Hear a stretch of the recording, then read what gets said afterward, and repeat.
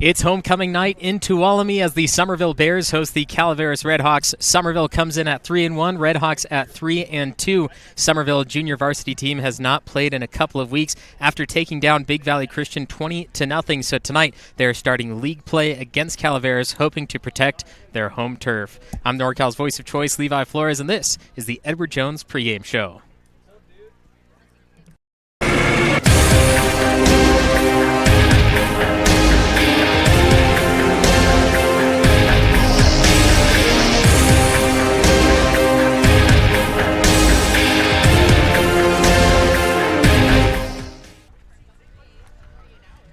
Edward Jones pregame show as the Summerville Bears looking to take their first league victory of the year at home, which is always a great place to start. Calaveras on the road, but they have a similar record. They've done similar things through their first few weeks of the season. When we look at Summerville breaking down their season, they started out with a 24-8 win against Gustine. The next following week was a tough week for both junior varsity and varsity, in which JV lost 14-7 to the powerhouse school in California, Dos Palos, but only a one-touchdown difference. Could have went either way, and this time it was just Dos Palos getting that victory. But then moving on through the week, or the season, Waterford going down to Waterford got a 2-touchdown victory, 14-0. And once again, Big Valley Christian was their last game that they played a couple of weeks ago, in which they shut them out 20-0. And now when we look at the Redhawks side, they also played Big Valley Christian, but they scored a little bit more, but also allowed a touchdown. 28-7 was the final score of that game. So by looking at that one similar opponent, common opponent, it looks to be a great matchup tonight for our first Motherlode League play. Along with that Big Valley Christian game for Calaveras, they played Ripon the week before, in which they lost 13-0. Ripon, a TVL opponent, so losing by 2 touchdowns isn't the biggest upset for them, and actually keeping them to that minimal amount of points is pretty big. And then also Ripon Christian, who right now is a D7 school, but will be playing in the TVL next year as well. They kept them to 8 points, but didn't score any either. So looking at it, their defense is really, really strong. Their offense, on the other hand, not looking so good in those first few weeks, but they've really kicked it up in the last couple of games. Their very first game of the season was Carson in Nevada, and they won 36-27. So by going back and forth, you look at the schedule and you say, all right, they had really good defense this game, really good offense this game, maybe a mix in this one. But then their previous meeting at Calaveras against Galt, 51-0. So they're peaking at a really good time right now, and they're going to try to continue that tonight. Once again, I'm the voice of choice, Levi Flores, and we have our Deo Espresso and Smoothies kickoff, which is launched down inside the 15-yard line. Summerville going for the Summerville switcheroo. Keeping it around the outside is Malachi Lopez. He will find the sideline. He has blockers in front of him. The Bears trying to go for the kick return to start the game. Lopez cannot stay in bounds, and an extra hit on the legs puts him out at the 25, but a phenomenal run back for the Summerville Bears to start league play. Malachi Lopez inside the 15 to start, switches all the way across the field. They do that switcheroo in hopes to get the defense to switch the sides of the field and then create open pockets on the other end. It didn't necessarily help on that time, but it created a little bit of hesitation that pushed him down that sideline. Calaveras Redhawks saw that in the middle of the field. They were able to cut the corner and drop him down at the 25. The high red zone is the first play of scrimmage for Summerville. It's back to Malachi Lopez. He earned the kick return, and now they're trying to give him the touchdown in return.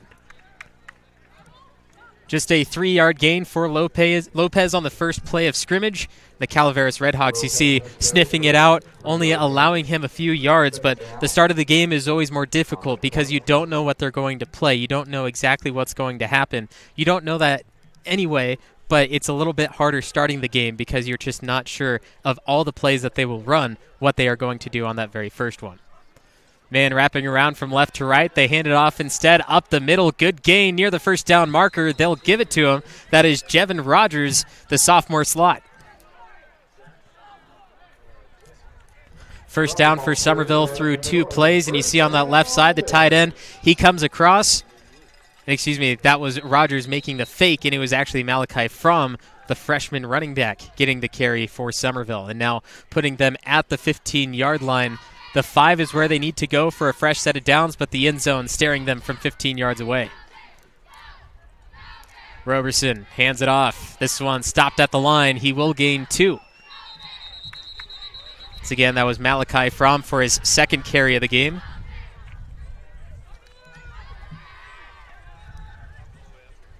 A quick substitution for the Redhawks coming into play for them is Ethan Watts, the junior offensive lineman. And looking at the Calaveras roster, they have plenty of players to put into this matchup. But then at varsity, they drop down a couple of players, so it's going to be a little bit harder on the varsity level. They really want to train up these guys together so that in the future year or two, they can play really well as a team and fight in that new updated Motherlode League that we will start next year. Defensive player jumps on the top of your screen, and that will allow a few extra yards for Summerville and keep it second and short inside the 10.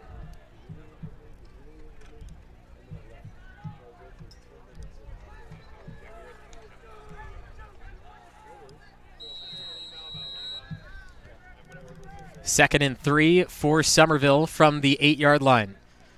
Coming across is Jevin Rogers, and he will gain 1 yard on that, make it third and short for Summerville as Roberson comes to the sideline and gets the call from Coach Brennan.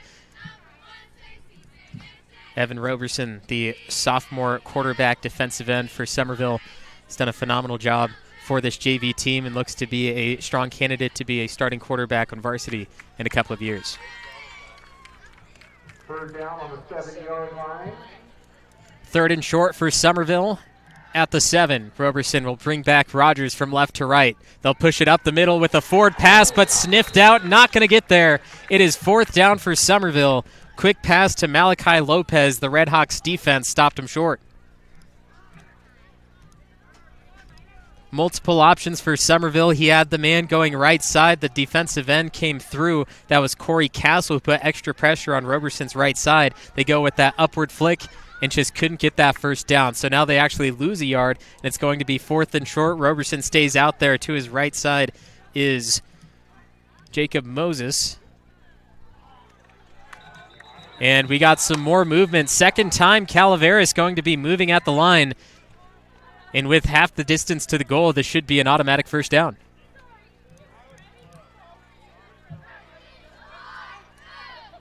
Yeah, no, perfect.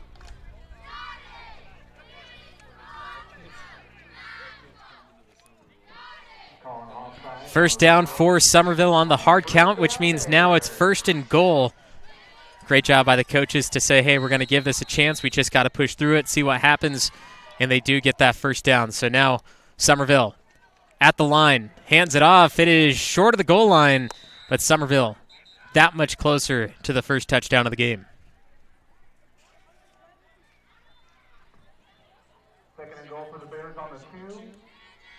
Sliding over from right to left, Roberson just turns his hips, hands the ball off, and the Calaveras defense had to shift as well, but they didn't want to leave that side open, so not all of them can go, and that's what opened up that hole. Only got 2 yards, but a big 2 yards in that.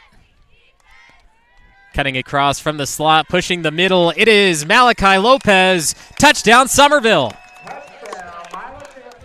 From the tight end slot, Lopez wraps around Roberson, up the gut, pushes directly through that Calaveras defensive line, and Summerville strikes first in league play.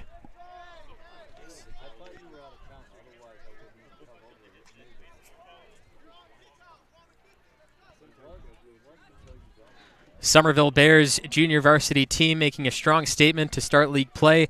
Looking at the stats that we have from the first few games of the season in non-league play, we can say evidently that Summerville is really good and Calaveras is too. So by Summerville starting out their first drive and getting in there, it's a big statement for the Bears, but the Calaveras defense makes a block on the extra point. 6-0 is where we stand.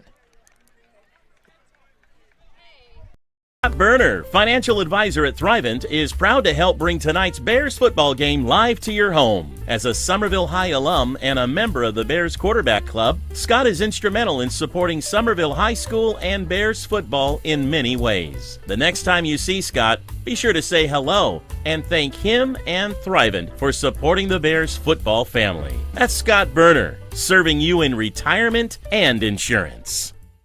Roberson Construction brings a can-do attitude to every aspect of a construction project, making dreams a reality for its customers. The Roberson team is made up of professionals who know how to make the construction process a positive experience. Roberson Construction focuses on quality and integrity to maximize results and minimize stress. Whatever your construction needs, a remodel, new home, commercial project, consider Roberson Construction. You can find us locally and on Facebook or Instagram. We look forward to listening to you. Summerville Bears junior varsity starts out with a touchdown. It was a big kick return from Malachi Lopez to start it off all the way down to the 25. Then they marched it in with a couple of running plays from that point on. Now it is Summerville kicking off to Calaveras, in which they drop it dead at the 37-yard line. That was number 10, Derek Duhamel, the sophomore wide receiver for Calaveras. And now we'll get a chance to look at the Calaveras offense for the first time today. It took 4 minutes for Summerville to find the end zone.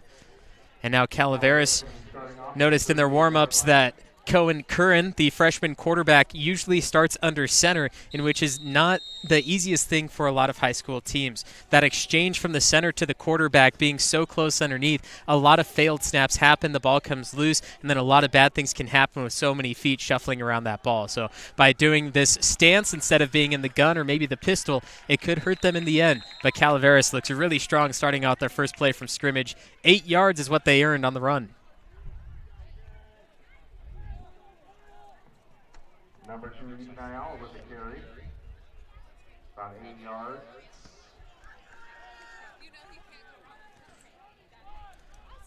Curran will go back under center, put a man in motion. That is Enrique Hernandez. He'll be a leading blocker, in which the handoff goes to Ethan Ayala, the junior, and he doesn't get anywhere. So now it's 3rd and short for Calaveras, and the Bears defense trying to make that stop after allowing 8 yards in the very first play. That tackle came from number 58, Gabe Rafferty, the sophomore defensive end. The center is the first one up to the ball for Calaveras. That's Nathan Kavanaugh, the sophomore defensive lineman. Curran back in motion is Hernandez. The handoff up the middle gets the first down, and a pack of Bears stop him 2 yards after the yard to gain.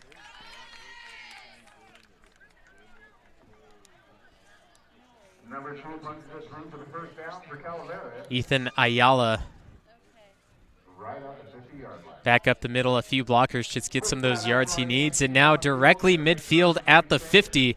They started at the 37, 13 yards later, gets a first down. Handoff up the middle again, trying to use that big offensive line to push back the defense. 3-yard gain, 2nd and 7 for Calaveras. Watch this again. Fullback Colton Ray pushing forward, trying to open up something for Enrique Hernandez. Didn't really have a good opening, but just the body able to push through the defense and use the strength that he has to gain a couple of yards. That's big for Calaveras and what they can do offensively. Curran, high snap. I believe it was supposed to be a handoff to Hernandez, but because it was so high, Hernandez missed the call and drove right past Curran and was forced to draw it himself. It is 3rd and 4 now, after Curran was forced to take it through, and it actually shocked the defense enough to get good yardage on that play.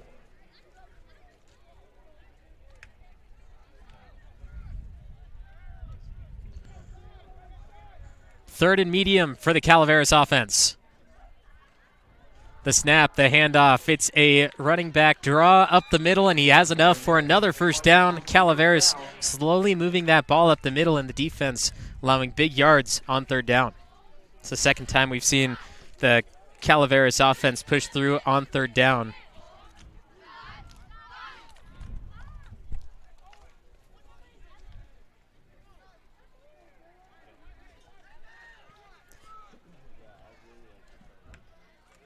Now from the split back, man in motion, it's Ethan Ayala. Ayala stopped behind the line, breaks the initial tackle. Second one, third one, fourth one comes behind the line, and the whistles finally blow 5 yards behind the line of scrimmage. It is 2nd and 15 for Calaveras, and the Summerville defense makes their first big stop.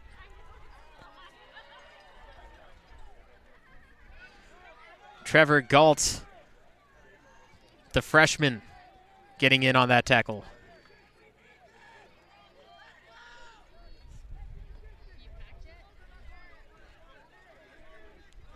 Second and long for the Redhawks. Curran, snap, pitch, left side, Ayala. Ayala splits, gets back to the original line of scrimmage, and we have multiple flags at the line of scrimmage. That's the holding zone. We'll see what it is.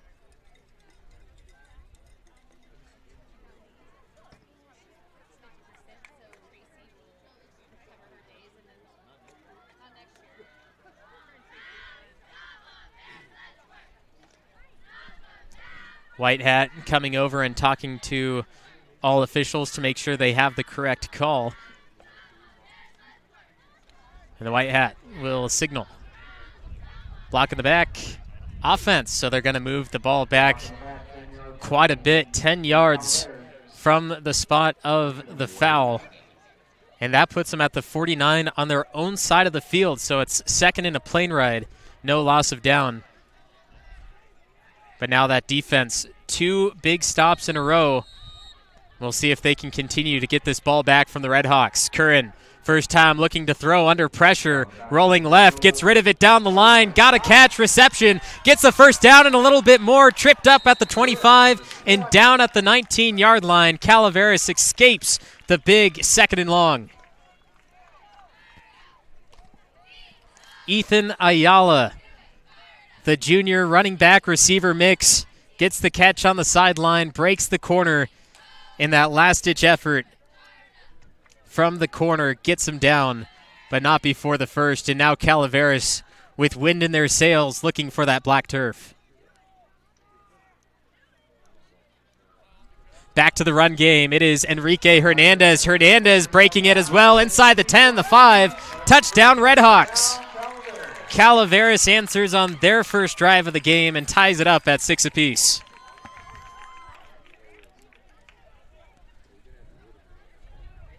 Hernandez saw a small opening, slipped by Gabe Rafferty, and the rest was easy. Hernandez to the end zone.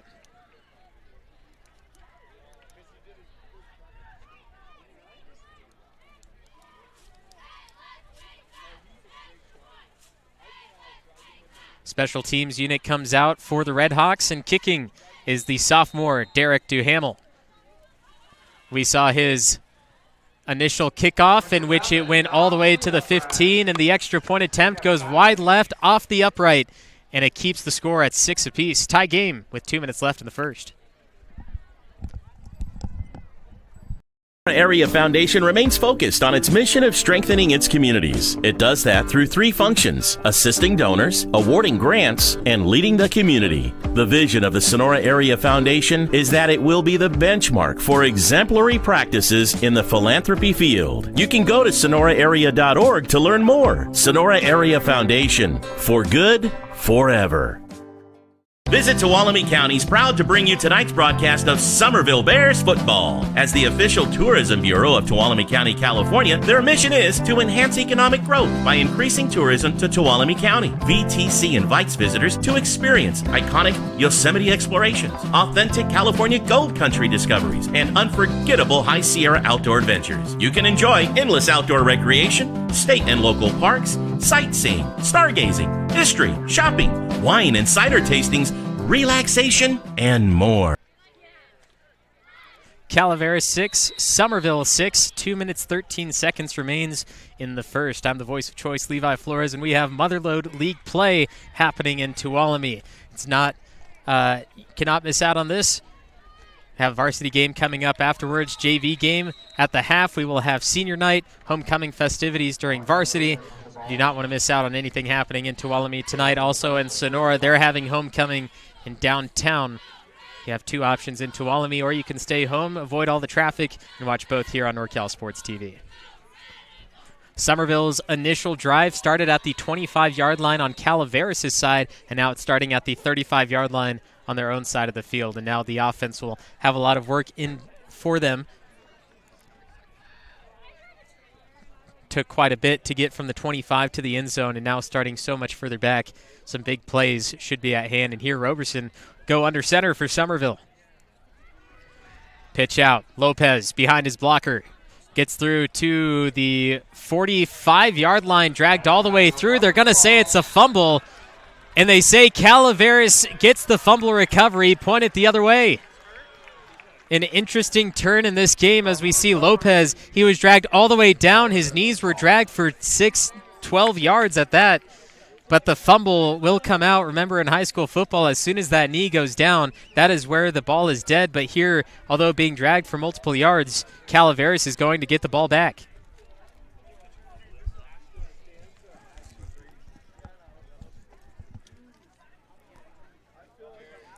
Calaveras trying hard. You see, that's where the knees goes down initially, and the ball doesn't come out until there.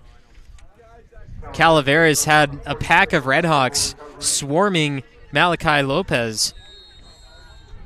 The officials be a little late on this one. Calaveras gets the ball back immediately. Pitch back out to number 32, Colton Ray. He'll push the edge and only get 2.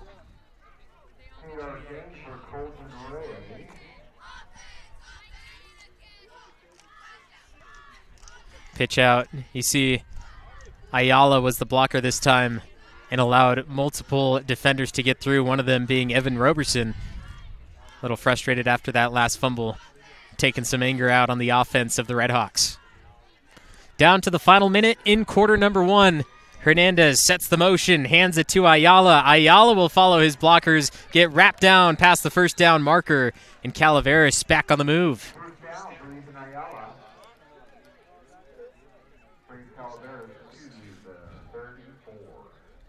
Ayala barely slipped that first one. Then it was number 6 with the takedown for Summerville.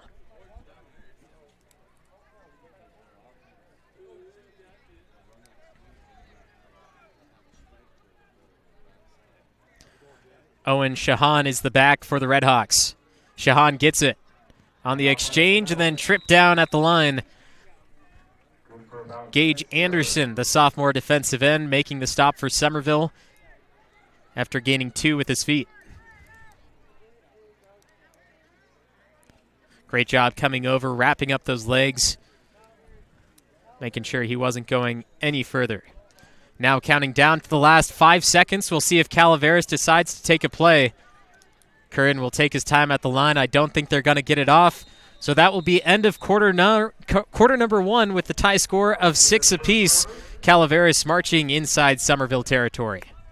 Tree Service is here tonight to bring you Bears football. They specialize in comprehensive tree maintenance and removal. The skilled arborists and staff at Nate's Tree Service have over 30 years experience serving residential and commercial clients in Amador, Calaveras, Tuolumne, and Mariposa counties. They bring their unique understanding of the trees of the western slope of the Sierra to a wide range of tasks related to tree health, maintenance, and removal. Sierra Pacific is proud to support Summerville Bears football.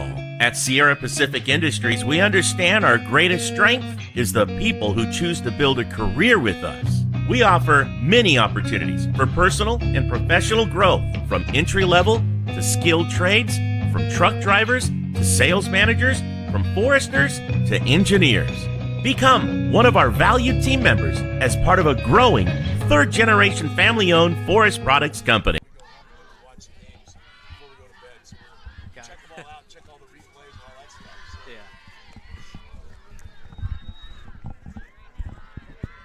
At the end of quarter 1, Calaveras 6, Summerville 6. Calaveras on that last Summerville drive forced a fumble, ball came loose, and the Redhawks have been marching since that point. Right now they find themselves at the 28-yard line, and it's 2nd and 4. This offense of the Redhawks has been moving the ball very well. There was only one play that backed him up a lot of yards. There's another one, there was a block in the back, and those are really the only 2 negative plays that Calaveras has had tonight.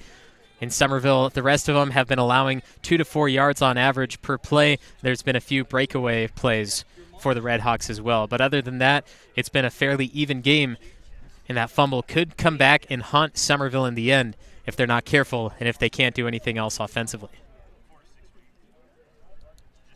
Currently waiting for the clock to be reset.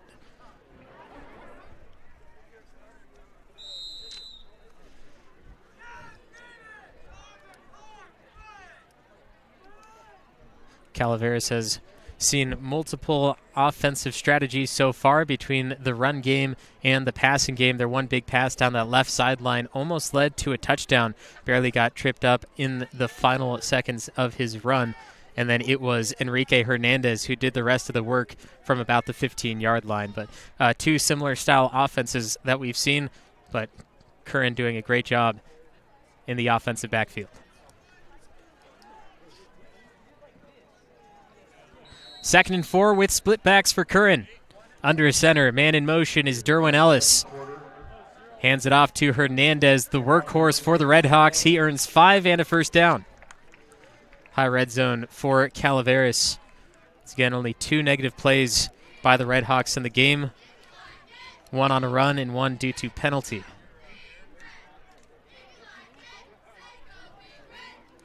First down, Calaveras. First and 10, high red zone from the 24. Curran will be back under center. It's Ellis again going from left to right. The handoff goes straight up the gut, breaking past defenders for an extra 6 yards. Second and short for Calaveras, and the defense can't stop him.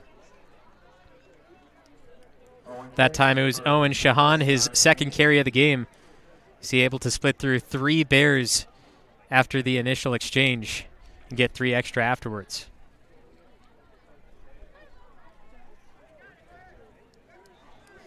Coming into the huddle late is tight end Franklin Rado, the freshman.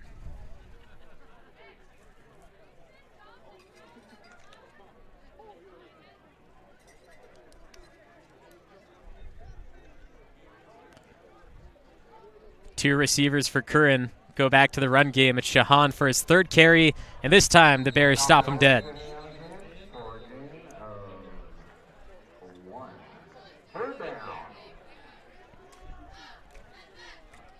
Shahan, no blockers this time, and that was Roberson getting the tackle for Summerville. Stopped him right at the line of scrimmage. It's 3rd and short, and Calaveras has done a fantastic job on 3rd down. The Bears defense needs a stop here, but we do know that the Redhawks have a fantastic kicker in Derek Duhamel. This play goes up the gut, and the first down for Calaveras. Quarterback keeper in Cohen Curran back to another first down.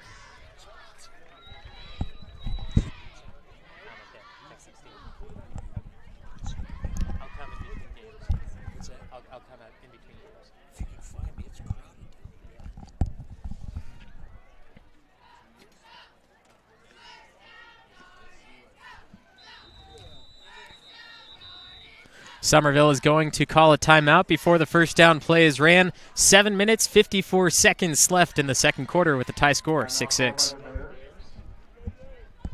Colorado Septic Service Incorporated. Full-service septic installation, maintenance, and repair. With over 25 years experience serving the needs of Tuolumne, Calaveras, and Mono counties, Sean Dar and the El Dorado Septic team are your trusted name in local quality septic services.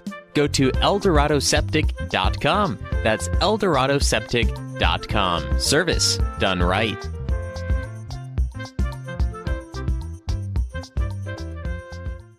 At Caldwell Insurance, our local team is dedicated to providing you with quality personal and commercial insurance programs.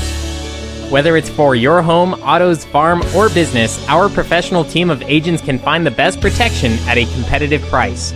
It's our family-owned and operated agency that will provide you and your loved ones protection under our roof.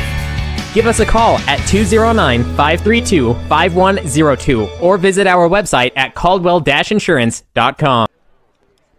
Thank you to all our Summerville Bears sponsors and the Bears Quarterback Club for making this junior varsity matchup possible. Motherlode League play is back. It starts this week against Calaveras. Here, Calaveras forced to fumble, got the ball, and have been marching since that point late in the first quarter. And here we have a flag that will go against Calaveras. I believe that was holding on Corey Castle, not allowing the Bears to make the tackle. So that's a 10-yard penalty from the spot.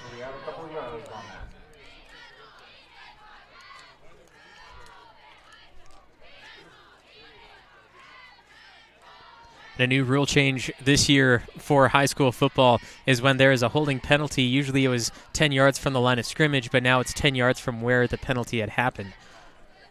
So there being the holding penalty being 2 yards in front of the line of scrimmage, it'll just go 8 yards back behind the line, being 10 yards from that exact moment. Here the pitch out left side again, trying to use his blocker Hernandez. That will earn him a couple of extra yards, and the Bears a little timid trying to tackle Ethan Ayala. He's done a bulk of the work for this Calaveras offense.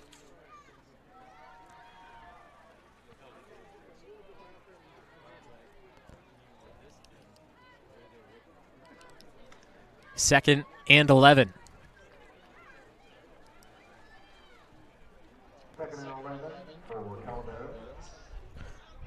On the left side, double tight end, Corey Castle and Colton Ray. Curran in trouble, has to get it out. Nearly caught by Hernandez, but incomplete.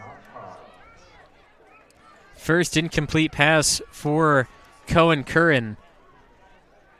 He was trying to find his man. He was dropping back. The defensive pressure was getting to him. Just unleashed at the correct moment over the extra lineman, but Hernandez just couldn't reel it in for the catch, which makes it 3rd and 11. Calaveras has converted every third down so far.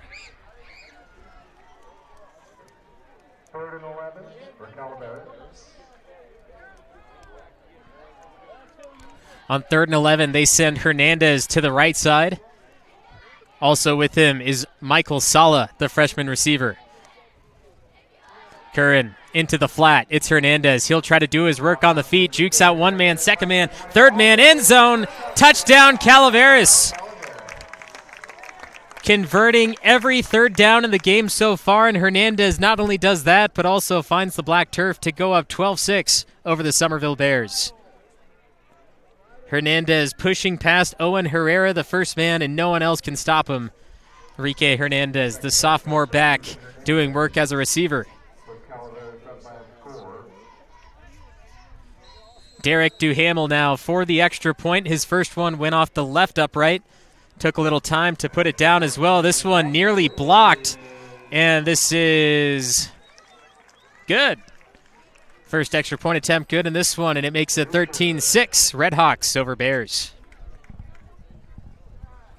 Bears fans, Nate Solon Mower is pleased to support tonight's Bears football broadcast. They're your go-to retailer when you need a steel project to do the job, at home or at work. Visit their store, where friendly, knowledgeable staff will assist you in finding the right steel for the job, whether it's a chainsaw, blower, trimmer, pressure washer, or anything in between. Nate's Solid Mower on Longeway Road in Sonora. Benton Roberson CPA's passion is helping people achieve business success and financial independence. While we certainly provide traditional accounting services such as tax preparation, payroll, and bookkeeping, we also offer a variety of advisory services to help with business planning, Social Security decisions, income and asset growth, tax efficiency, and much more.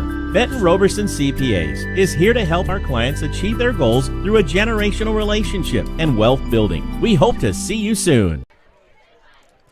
2 drives, 2 touchdowns for the Calaveras Redhawks. Summerville only kept to 6 points after a fumble recovery occurred by Malachi Lopez, but little discrepancy. The official said it was a fumble, but due to the replay, we saw that it was not. But that's how the game is ran, and now the defense has to do some work and make sure that they do not make any more mistakes. They cannot allow a score every time Calaveras gets that ball, because that will allow them a victory. So the Summerville offense needs to keep doing their work, find that end zone, but also the defense. They need to stop those third downs conversions, because Calaveras keeps earning big points and big plays through those third downs. Now Summerville starting their third drive of the game from the 38-yard line is where they will start. Second best field position that they've had.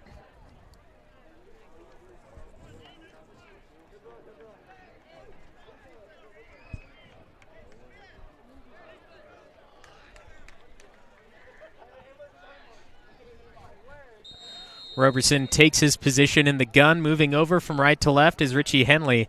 He'll be used as a slot back in this position.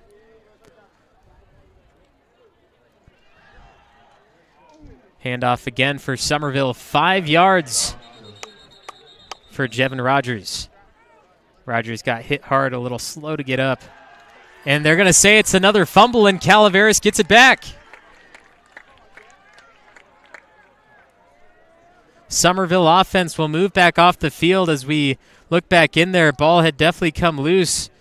And Calaveras' Ethan Ayala got the fumble recovery. Second fumble of the game for the Summerville Bears. One from Lopez and one from Rogers. And now Calaveras has a chance to go up by 2 touchdowns. Curran to the back, Ayala. Flag flies, and this should be against Calaveras for 10 yards.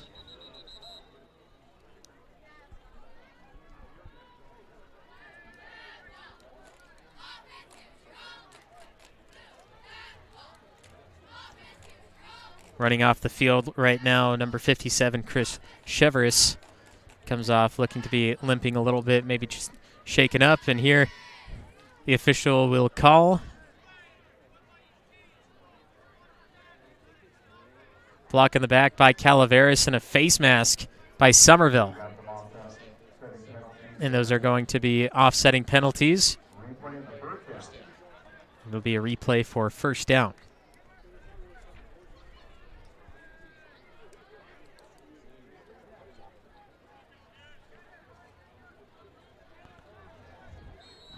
First and 10 after the offsetting penalties. Hernandez is the fake. Ayala is the carrier. He gets 4.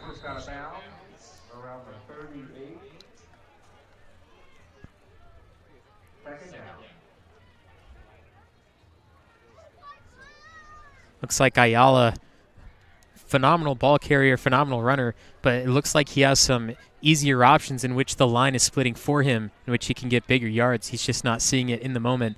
It's not easy to find those direct holes unless they're as clear as day, so maybe there's a little issue up front on the offensive line, but nonetheless, still able to find the end zone 2 times and not fail at all. 2nd and 6, Hernandez left to right, handoff to the back. He finds an open hole for first down and to the high red zone at the 25.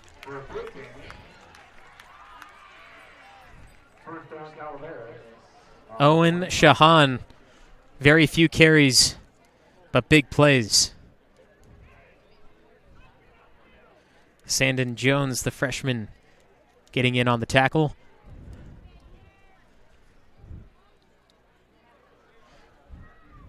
From the I formation, it's Sahan again, and he gets 4.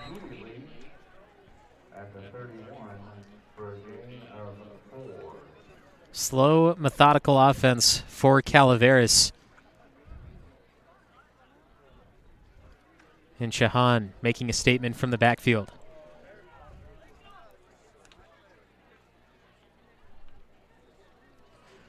Four and a half minutes left to play in the first half. Remember, at the halftime, it is senior night for the Summerville Bears, going to be recognizing all senior players and cheerleaders. It's also homecoming, so make sure you watch the varsity game to see all the homecoming activities as Ayala gets down to the 15-yard line, the exact yard to be for the first.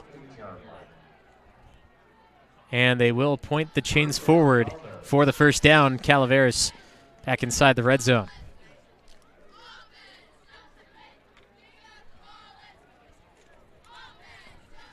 Hernandez and Emerson will move out right side for Curran, currently under center. They offset I on the left. Ayala, another carry inside the 10. 8 Bears are on him, but an extra push in the back from the Redhawks pushes it forward down to the 5. A late flag comes in. So you see Hernandez, he was the fake to get some defensive players to move the wrong way.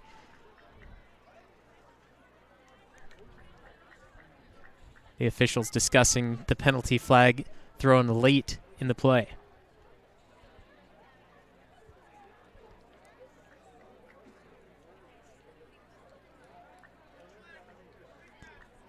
Face mask against the Bears, half the distance to the goal line, and a first down. That was a face mask against Summerville. Another first down. Ball's going to be reset. From the 3, the Redhawks at the goal line. It's Ayala. Ayala will not get there, inches short of the goal line. Calaveras will have 2nd and goal, inches away. Watch this one closer. Ayala, he was the tail, cut the left side, ran into his own player, and holding on to his leg was Gage Anderson. I'll credit with the stop of a touchdown. We have seen Cohen Curran take a few runs himself in this game. One designed, one not necessarily designed, just a bad snap forced him to run the play. Wouldn't be surprised if we saw a quarterback sneak. We do just that, and Curran, end zone, touchdown Calaveras. 3 drives, 3 touchdowns, 19-6 over the Summerville Bears.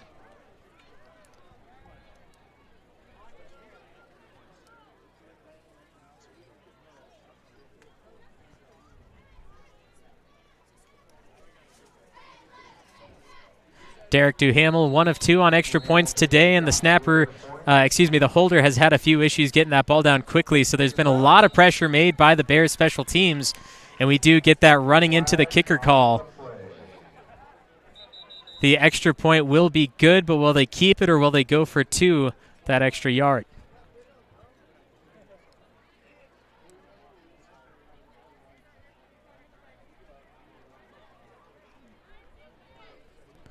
Ranch Casino is a proud sponsor of the Summerville Bears Quarterback Club, and they support Summerville High student athletes. By working together, Chicken Ranch Casino believes we can all help elevate each and every student athlete's game, both on the field and in the classroom.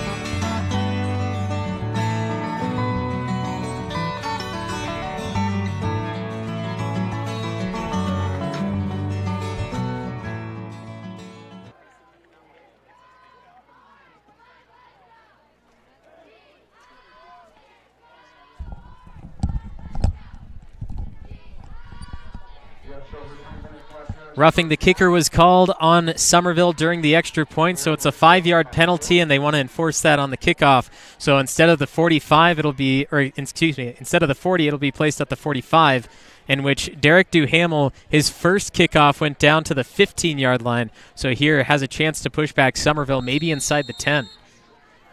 We'll see what the plan is for special teams as we have another Deo Espresso and Smoothies kickoff. This will be a short return from about the 32, gets to the 35. Not the worst field position, but Summerville has found themselves there twice already today. They have 3 minutes, 8 seconds before the half. Thank you.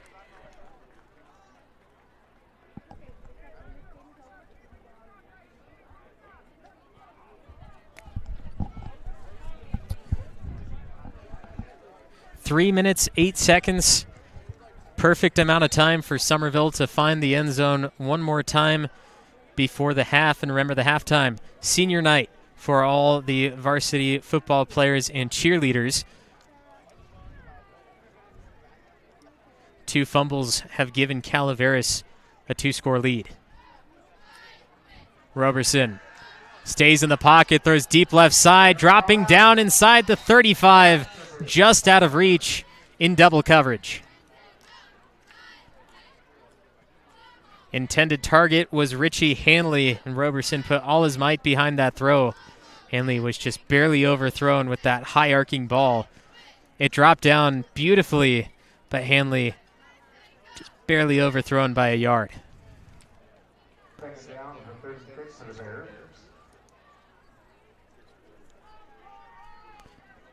Second and 10 stops the clock at 2:43.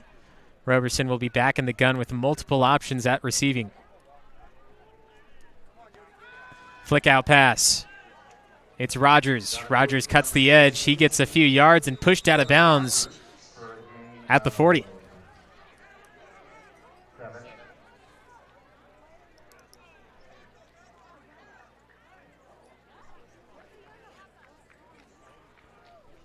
Four yards gained on that, and it looked like a little extra push in the back by Ayala after he was out of bounds. Roberson stays on the sideline a little extra long to talk to Coach Brennan. Now 3rd and 6. need that first down marker. Do not want to give Calaveras another chance to score before the half. Rogers wraps around. Forward pass. Incomplete. A dangerous play. Nowhere near what they wanted to happen in the defense for the Redhawks. Makes another stop on third down. We'll see this again. Hit a little bit early as well. It's really hard to tell. So many bodies inside of that. It was number 32, Colton Ray, listed as a fullback. He's a freshman. He grabbed Malachi Lopez before he was able to receive the pass. Remember, there still is pass interference even though you're so close to that line. You have to be careful not going too far so that you don't get that penalty flag. And there, I believe one was missed. Roberson will pitch it out. Rogers will look to throw up and down to Hanley. Incomplete, knocked away by Ethan Smith. The sophomore from the Redhawks gets the ball back for Calaveras.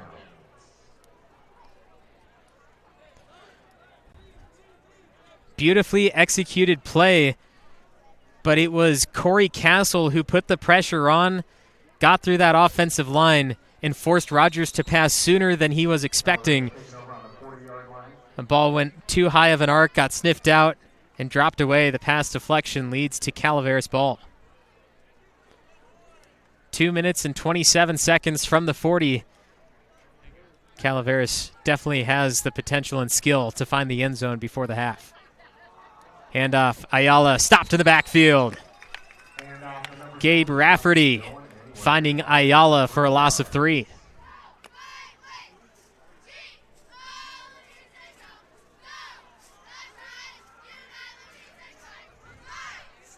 Colton Ray missed his block, which allowed the defense to go right through and make that stop. It's 2nd and 13 now. Despite the loss of yards, Calaveras has proved in their first few drives that it doesn't matter, and they'll find a way through it. Curran from the gun, looking to throw, has to escape. It's Gage Anderson following from behind, gets rid of it down the sideline, launched off his kneecap, and now it's 3rd and 13.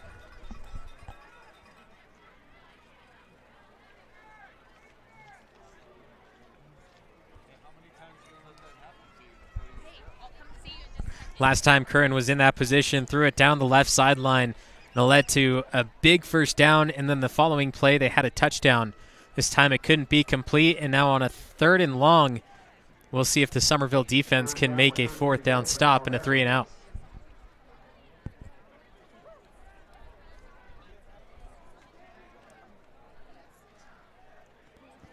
Offset I, Hernandez left to right. To the tailback, stopped at the line again. Summerville defense not allowing anything on this drive after failing to convert the 4th.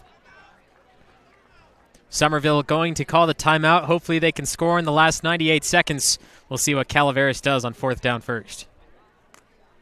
Oh, it's a name synonymous with real estate in Tuolumne County and has been for more than 30 years. The latest member of the Lupo family to join the Tuolumne County real estate family is Leanne Lupo at Keller Williams Agency. Leanne is a Tuolumne County native and knows how special the place we call home is. A hard worker who truly cares about her clients. Leanne is a special talent. And Leanne is a Summerville High School graduate and huge Bears supporter, so give her a call and see what she can do to help you. If you see her around town, please thank her for helping to make tonight's live stream possible.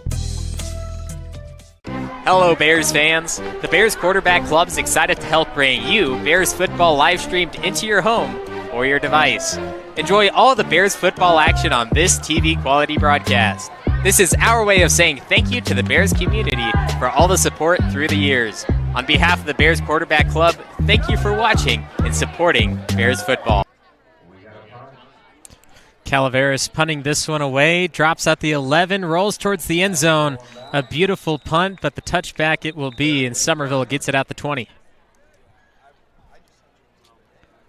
was a great kick, beautiful placement, just didn't have the spin or the stop to fall inside Coffin's corner. We do have a flag placed down at the 34-yard line, in which multiple officials gathering there see what the call was. There we see Malachi Lopez, number 2 for Summerville. Integral part of the Summerville offense. holding against Summerville on the return.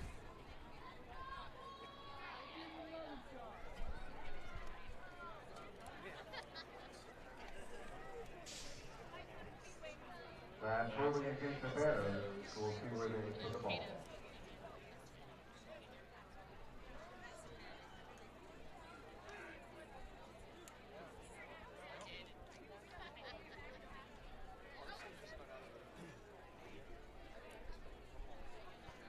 Officials place the ball at the 15-yard line.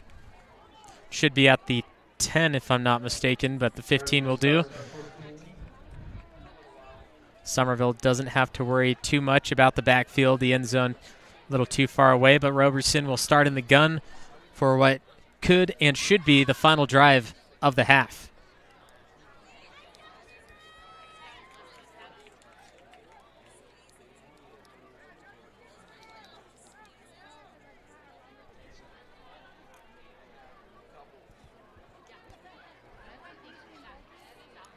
That ball now will move back to that 10-yard line. A touchback on a punt goes to the 20-yard line. Touchback on the kickoff goes to the 25. So with it being a punt, goes to the 20, and then they had the holding penalty.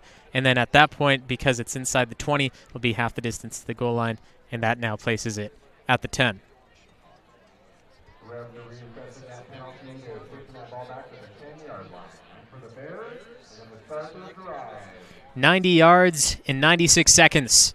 Summerville down by 14, 20-6 to Calaveras as we start Motherlode League play. This pass, first one will be complete for Roberson as he finds the open man, and Thomas McQuinn gets out of bounds at the 30-yard line. Fantastic play to get out of trouble.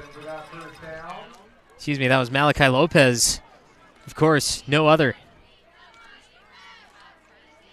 How about those blocks allowing Lopez to get open?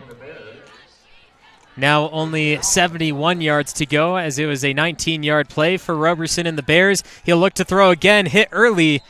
The push will not count towards a penalty. That was Jevin Rogers, the intended target for Summerville.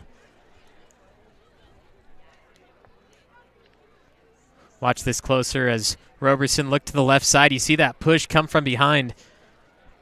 Derwin Ellis.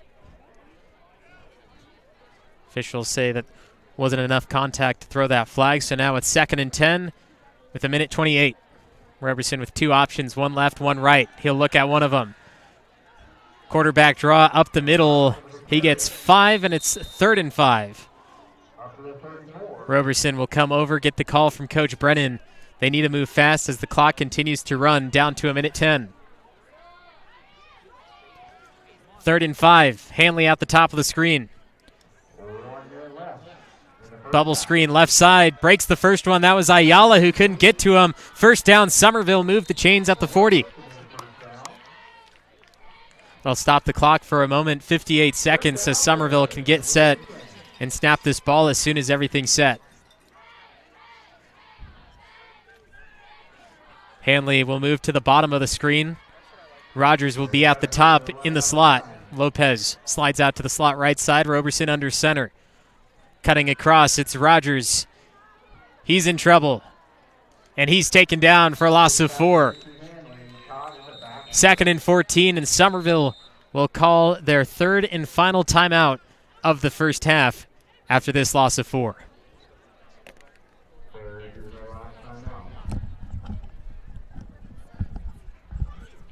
United Insurance Services offers quality insurance coverage, a high level of professional service, and a long-term relationship. They have several locations throughout California to serve your needs, including Elk Grove, Lodi, Napa, Roseville, Sonora, Walnut Creek, and Minden, Nevada. As independent agents, they'll research rates and coverage from top insurance companies to find the best insurance rates and insurance plans for you. They do the shopping and comparing, so you can save time and money.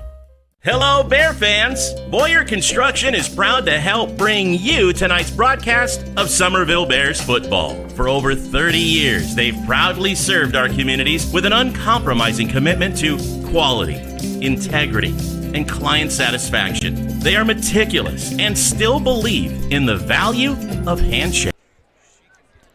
Summerville needs 64 yards and 38 seconds. Roberson will pitch it out. Reverse pitch now to Hanley. He needs to cut the edge. He needs to do something. Late hit on the sideline. There goes the flag. Got back to the original line of scrimmage. And Calaveras doesn't know what they did wrong. Shane Patrick was the one who pushed him late out of bounds. Well-designed play. Somewhat poorly executed. You see that way out of bounds. So that'll be 15 yards.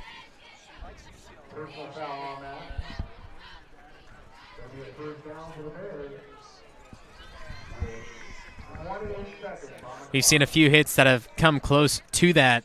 This is the first one that's been called. Now Summerville enters Calaveras' side of the field. 47 yards. Hopefully come within one possession. 4 options for Roberson, who's in the gun, and the extra help in the backfield is Sandon Jones. Roberson decides to keep. He has the middle of the field to go. 4 Redhawks take him down at the 35. That'll move the chains for a first down. A Red Hawk is down as well near the end of the play. That was Derek Alves. And you see Roberson, great awareness to push forward after there's no receiver available to him, and then the offensive line continues to block. They don't give up on the play, and that's what gave Roberson that first down.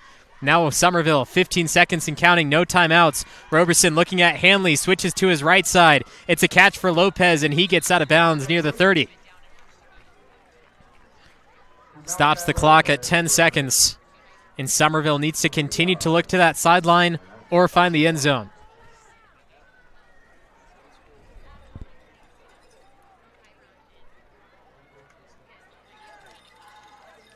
Lopez has been an integral part, but at the same time, when they look deep, it's usually Hanley. So Hanley will be at the top, and in the slot on the right side, it's Lopez. Lopez now in motion. It's a pitch out. They'll do it again. Hanley looking to throw. He has Roberson. It will be short and incomplete at the 20. Roberson, after pitching it out, went open down the right side, and Hanley just couldn't convert and give the distance for Roberson to reel it in. You have a sideline warning on Summerville as we get that replay. Unfortunately, Roberson just slightly underthrown and couldn't cut back in time.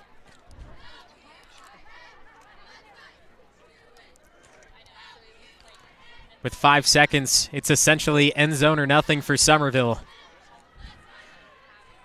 A 32-yard throw for a freshman quarterback is pretty difficult, but we'll see what Coach Brennan has in store for this Summerville offense. 20-6, Calaveras leads Summerville. Roberson looks to throw, stays in the pocket, has room, has time, throws it to the end zone. It is nearly caught, falls incomplete, but there still was 1 second on the clock. If they will allow that to continue.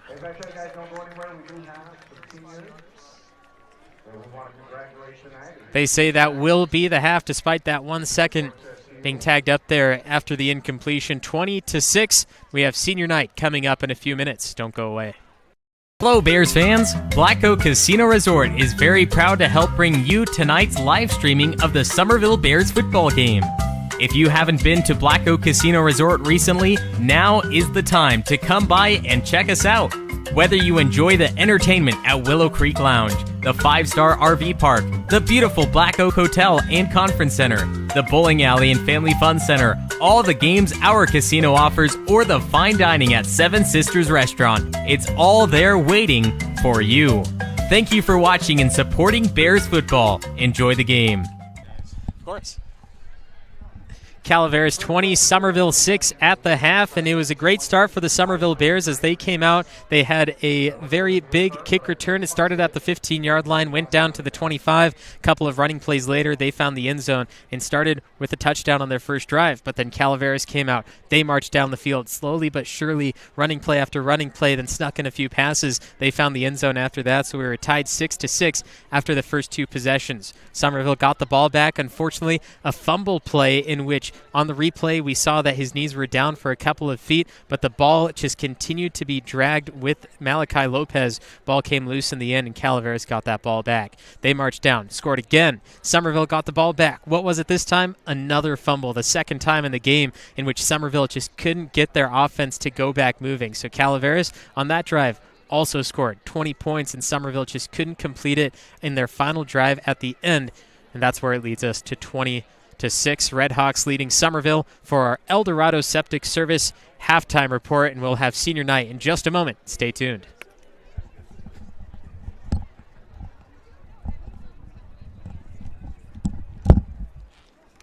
Scott Berner, financial advisor at Thrivent, is proud to help bring tonight's Bears football game live to your home. As a Somerville High alum and a member of the Bears quarterback club, Scott is instrumental in supporting Somerville High School and Bears football in many ways. The next time you see Scott, be sure to say hello and thank him and Thrivent for supporting the Bears football family. That's Scott Berner, serving you in retirement and insurance.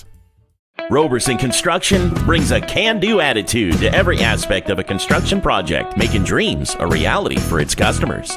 The Roberson team is made up of professionals who know how to make the construction process a positive experience.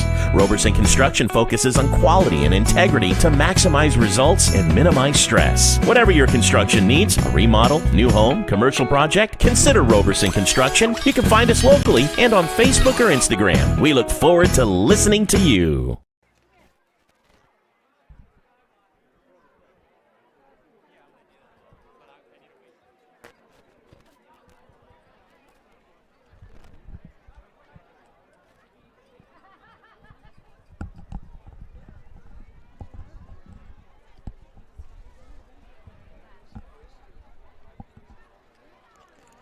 It's a special night in Tuolumne. Only a few home games for the Summerville Bears this season, so that means homecoming is tonight against Calaveras. And also it is senior night, as they want to have senior night during that league matchup, which this was the only night that they actually have a league home game. Due to Bret Hart not having a senior team, they will not be able to play Bret Hart at home this season. So tonight is the night where all the festivities happen. Senior night about to occur here. We have homecoming coming up later during the varsity game. Right now, senior night. It starts with Alyssa Puccio. Alyssa is being escorted by her parents Josh and Jolene Puccio. She has participated in cheer for 3 years. Alyssa plans to attend college out of state to major in kinesiology. She would like to thank her family by choice, her friends, her parents, and her sisters for their constant and endless support. Alyssa Puccio. And her sisters for their constant and endless support.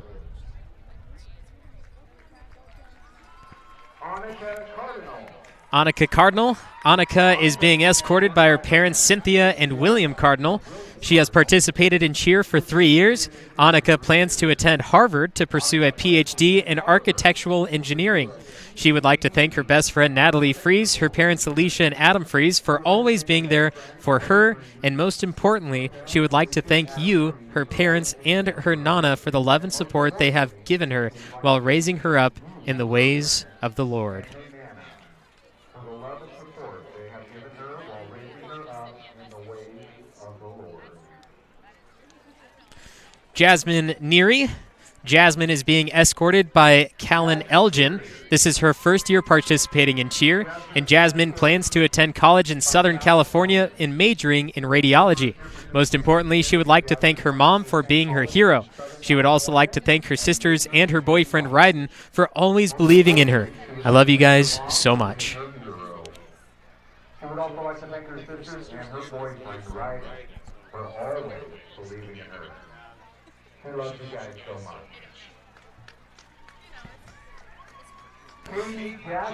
Katie Jaggers. Katie is being escorted by Corinne and Todd Jaggers. She has participated in cheer for 3 years. Katie plans to attend college to major in business and minor in photography. She would like to thank her mom and dad for being such caring role models and for pushing her to do her best. She would also like to thank her family who have constantly supported me through my journey.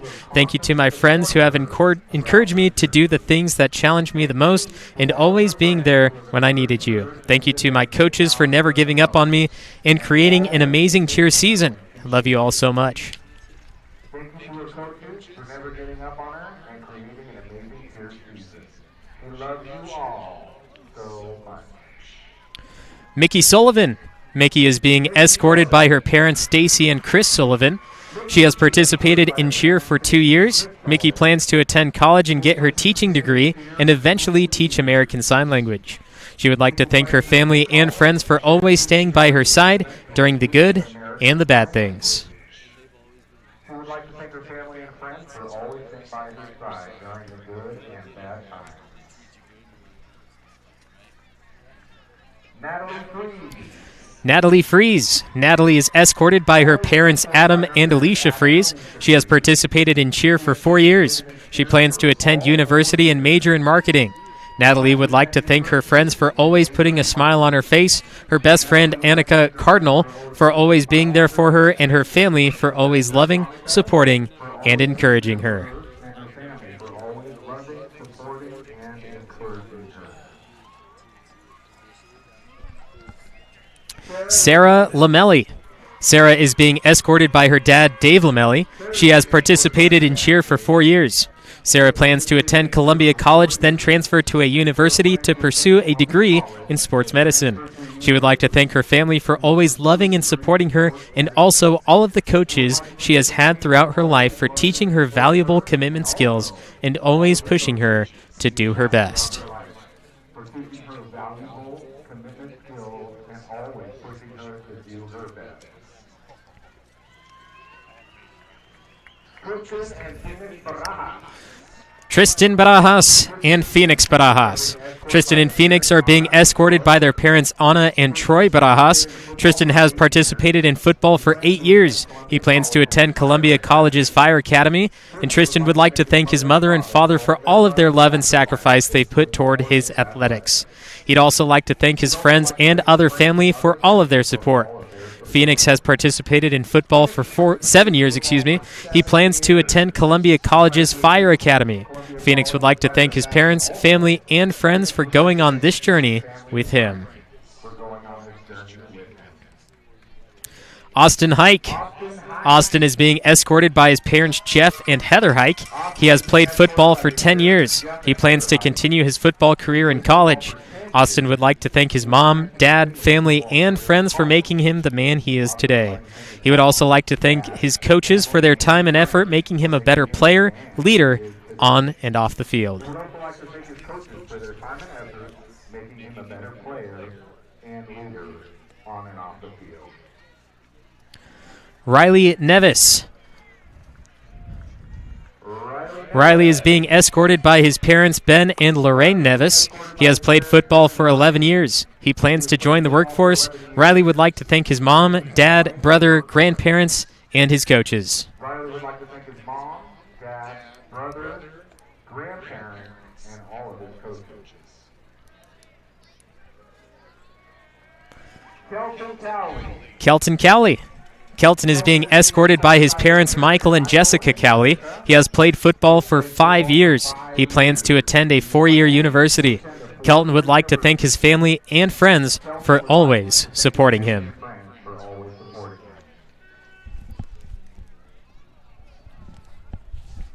Tanner Klein. Tanner is being escorted by Ashley Klein and Missy Reese.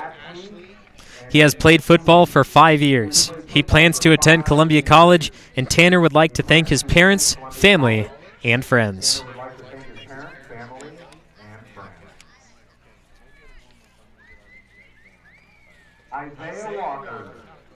Isaiah Walker. Isaiah is being escorted by his parents, Jennifer Buchanan and Corey and Esmeralda Walker. He has played football for 6 years. He plans to attend Columbia College's Fire Academy, and Isaiah would like to thank his family and his friends.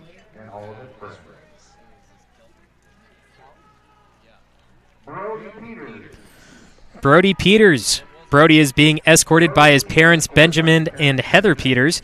He has played football for 4 years. He plans to attend Columbia College's Fire Academy. Brody would like to thank his parents, grandparents, God, and his friends.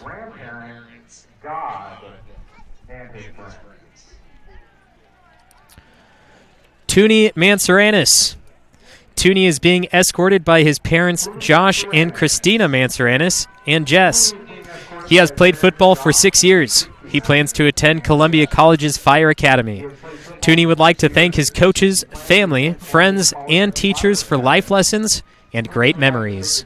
Coaches, family, friends, and teachers for life lessons and great memories.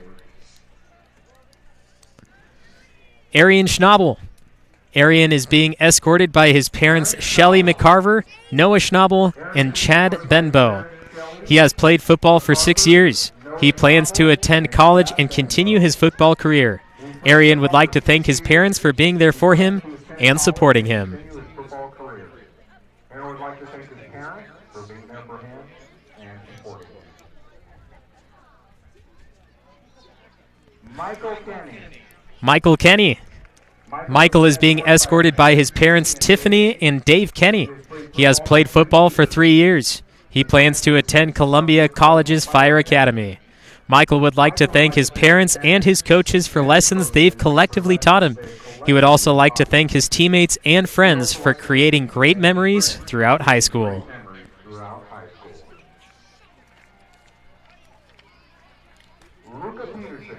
Luca Peterson.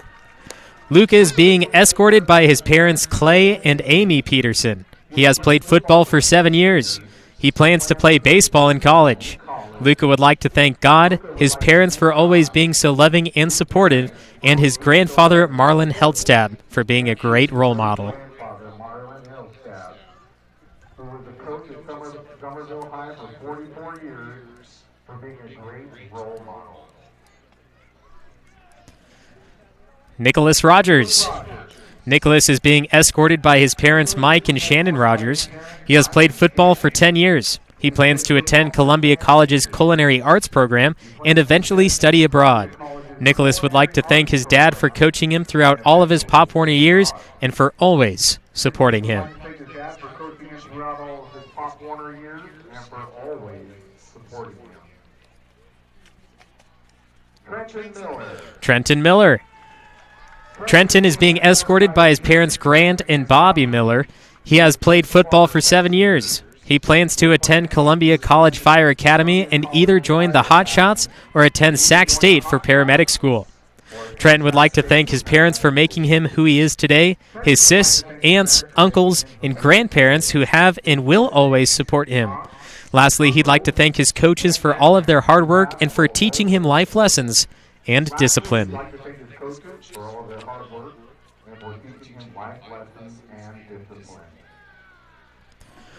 Jordan Wynn and Reese Wynn.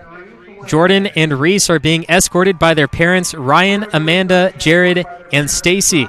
They have both played football for 12 years. Jordan plans to attend Merced College and play football. Jordan would like to thank his parents, Amanda and Ryan, and also his step-parents, Stacy and Jared. Finally, he would like to thank his coaches for making him into the football player he is today. Reese plans to attend Merced College and play football as well, and Reese would like to thank his mom and dad, Ryan and Amanda, and his step-parents, Stacy and Jared. He would also like to thank his brother, Jordan. Ryan and Amanda and his step-parents, Stacy and Jared. He would also like to thank his brother, Jordan. Congratulations, boys. Wyatt Custonia. Wyatt is being escorted by his parents, Jeff and Rachel Custonia. He has played football for 6 years. He plans to move to attend Montana Western and pursue forestry. Wyatt would like to thank his mom and dad, Cupcake and Cookie, and Coach Wynn and Coach Brady Day.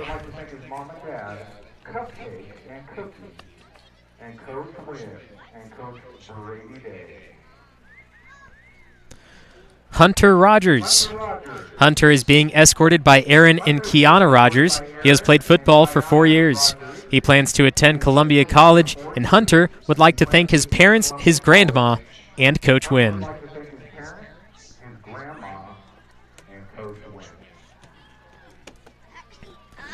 Joshua Reese. Joshua is being escorted by his mom, Missy. He has played football for 2 years. He plans to attend Columbia College. Joshua would like to thank his friends, family, and those who made him who he is today. He would also like to wish his dad a happy 57th birthday. He is loved and missed every day.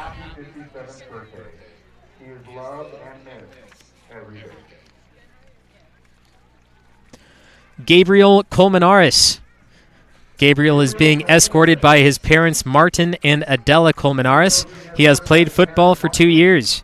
He plans on attending university and studying for some kind of engineering or science degree. Gabriel would like to thank his father for being such a hard worker and his chief role model, his mother for raising him 17 years, all of his coaches, especially Coach Elkins, Coach Byers, and Coach Leveros. Shout out to Jesse and all of the moms who help feed us. Especially Coach Elkins, Coach Byers, and Coach Leveros. Shout out to Jesse and all the moms who help feed us. Mateo Murphy. Mateo is being escorted by his parents Stephen and Karen Murphy. He has played football for 3 years. He plans to attend Columbia College. Mateo would like to thank his family, Mia, and Coach Wynn, a.k.a. Sunshine. Would like to thank his family, Mia, and Coach Wynn, a.k.a. Sunshine. Randy Millis.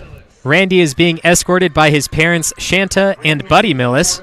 He has played football for 4 years. He plans to enter the workforce. Randy would like to thank his parents for all of their love and support and everyone who's helped him achieve his goals. Everyone who helps him achieve his goals. Hunter Anderson. Hunter Anderson. Hunter is being escorted by his parents Debbie Larson and Kurt Anderson. He has played football for 5 years. He plans to attend Columbia College and then transfer. Hunter would like to thank his family and friends and his coaches. Thank his family, friends, and his coaches. Also, on behalf of the Thanks for joining us through senior night here in Tuolumne. We have homecoming festivities coming up during the varsity game, and also we have a second half of junior varsity football. It's Calaveras 20 to Somerville 6. We'll be back in a few minutes. Don't go anywhere. Scott Berner, financial advisor at Thrivent, is proud to help bring tonight's Bears football game live to your home. As a Somerville High alum and a member of the Bears quarterback club, Scott is instrumental in supporting Somerville High School and Bears football in many ways. The next time you see Scott, be sure to say hello and thank him and Thrivent for supporting the Bears football family. That's Scott Berner, serving you in retirement and insurance. Roberson Construction brings a can-do attitude to every aspect of a construction project, making dreams a reality for its customers. The Roberson team is made up of professionals who know how to make the construction process a positive experience. Roberson Construction focuses on quality and integrity to maximize results and minimize stress. Whatever your construction needs, a remodel, new home, commercial project, consider Roberson Construction. You can find us locally and on Facebook or Instagram. We look forward to listening to you. The Sonora Area Foundation remains focused on its mission of strengthening its communities. It does that through 3 functions: assisting donors, awarding grants, and leading the community. The vision of the Sonora Area Foundation is that it will be the benchmark for exemplary practices in the philanthropy field. You can go to sonoraarea.org to learn more. Sonora Area Foundation, for good, forever.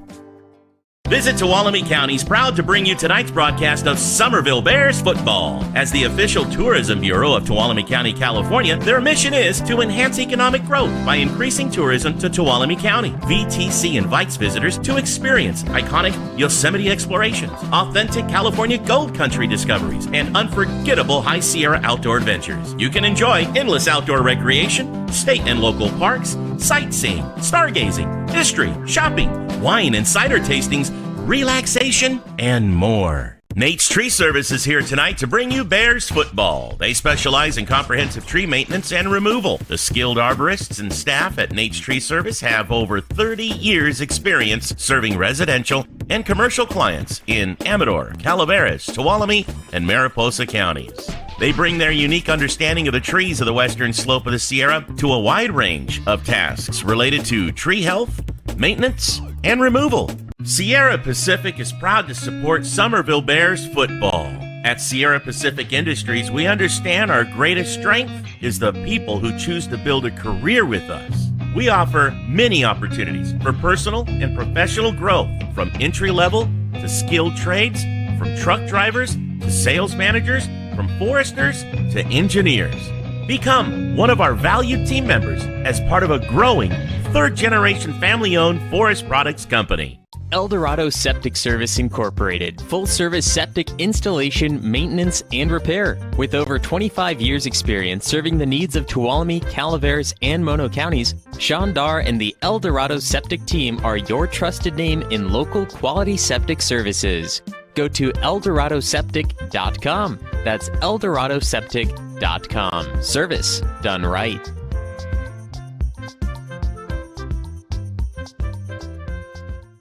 At Caldwell Insurance, our local team is dedicated to providing you with quality personal and commercial insurance programs.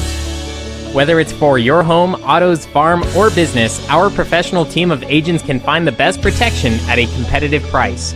It's our family-owned and operated agency that will provide you and your loved ones protection under our roof. Give us a call at 209-532-5102 or visit our website at caldwell-insurance.com. Hey, Bears fans! Nate Saw and More is pleased to support tonight's Bears football broadcast. They're your go-to retailer when you need a steel project to do the job, at home or at work. Visit their store, where friendly, knowledgeable staff will assist you in finding the right steel for the job, whether it's a chainsaw, blower, trimmer, pressure washer, or anything in between. Nate's Saw and More on Longeway Road in Sonora. Benton Roberson CPA's passion is helping people achieve business success and financial independence. While we certainly provide traditional accounting services such as tax preparation, payroll, and bookkeeping, we also offer a variety of advisory services to help with business planning, Social Security decisions, income and asset growth, tax efficiency, and much more. Benton Roberson CPAs is here to help our clients achieve their goals through a generational relationship and wealth building. We hope to see you soon.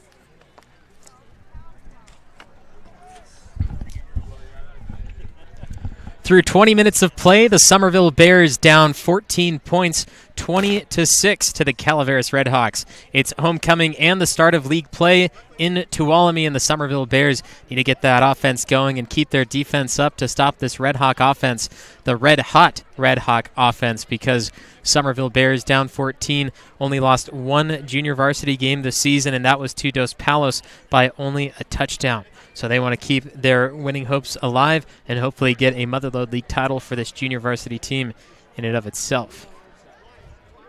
65 points for throughout the season for Summerville, only 22 points against. And most of those were to Dos Palos, like I mentioned. And for Calaveras, 115 points for, and they continue that tonight with 20 points just in the first half alone. But they also allowed 6 tonight to the 55 on the entire season. Summerville received the first half kick, so Calaveras will return this one, see if they can continue their offense.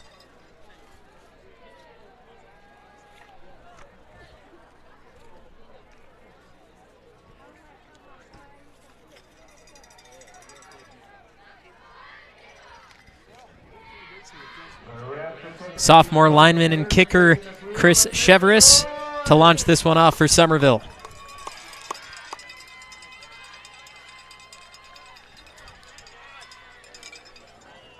We know with the addition to the varsity coaching staff, Jake Hurst, former punter and kicker at University of Nevada, Reno, back in the late aughts.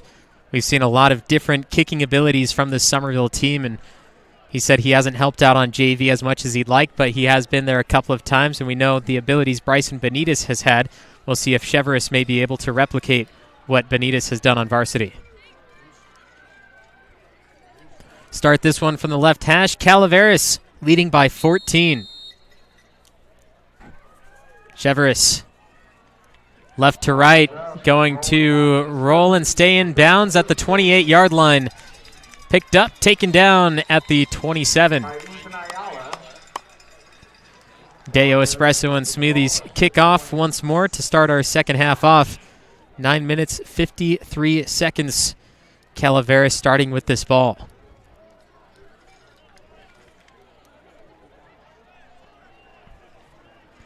Freshman quarterback Cohen Curran has got a few carries on his own, but it's mostly been Enrique Hernandez and Ethan Ayala who's done the grunt work for the Red Hawk offense. Sure, during the half, coaches talked to the defense and said we have to keep an eye out on these guys every single time. We need to stop them short of 3 yards. Do not let them get 4. Do not let them even get 3. Keep them behind that line. Make these stops because that's what's going to get us in this game. Ayala was hit 3 yards deep but launched forward for an extra one more. See Ayala following that blocker, and that's a big part of the play. Number 52, Sean Brookshire, the sophomore offensive lineman, playing a fullback during that play. But it's a big part of the play development in how Ayala is able to get through and gain those yards. He hits that initial first person, and then Ayala is able to go pass, and then he's hit by the second. And it's designed just to get those yards needed unless the defense only has one man coming through that slot. Ayala will do it again for 4 more yards. It is 3rd and 2.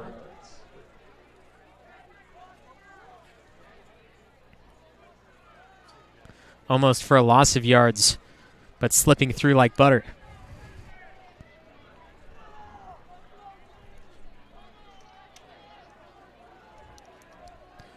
Curran will take his time under center with split backs and a man in motion. It's Derwin Ellis. Handoff to the primary back. He's hit at the line, and they're going to say possibly inches short. That's what I saw. That's what Danny Scott beside me is saying too, but the officials may have had a different look at where the ball exactly was placed. They are going to put it just inside, so it's 4th and inches. The defense for Summerville has to stay behind that line. Don't jump. And at this point in the field, Calaveras might want to punt the ball or they might want to go for it. The 2 quarterback sneaks Calaveras has run has resulted in the yards that they have needed. But it is bad field positioning if they don't get it.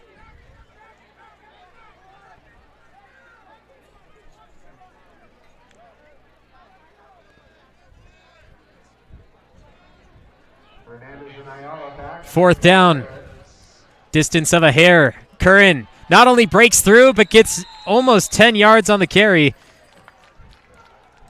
Cohen Curran on a quarterback sneak. Summerville had to see it coming, but allowed him to get big yards on 4th and an inch.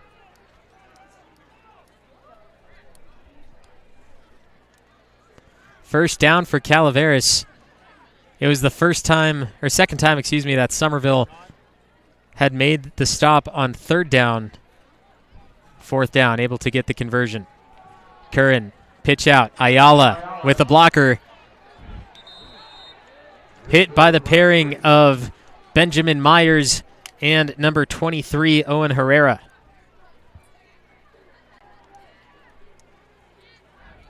Another 3-yard gain for Calaveras, and moving off the field now is Sean Brookshire.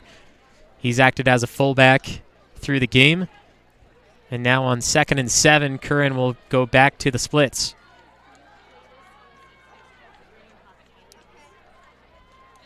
It's Hernandez.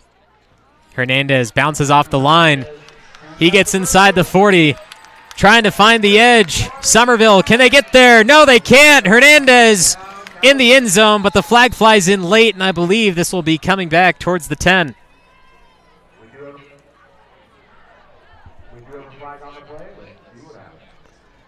Hernandez from the 48-yard line on their own side of the field. And here, the block in the back call. Ayala taking down Benjamin Myers, and these officials talking about it on the replay. Danny Scott beside me said, it's a so-and-so call. Wasn't necessarily from behind, just pushing down, making sure he wasn't get to Hernandez. The officials still talking about this one. Could go either way.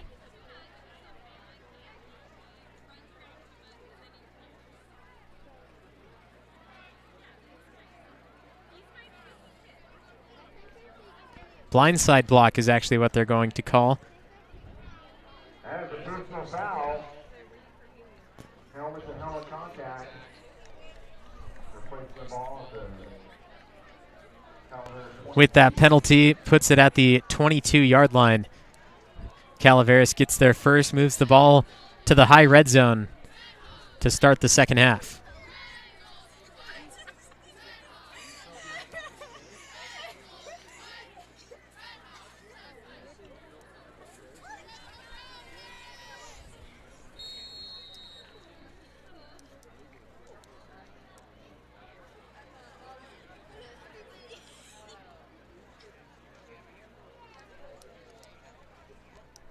Huddle awaits for Curran. High red zone, perfect striking distance, but I know the Redhawks like to keep it on the ground unless absolutely necessary to go air route. Hernandez is the fullback. They go to Ayala on the ground. The running offense of Calaveras cannot be stopped. 5 yards for the Redhawk offense.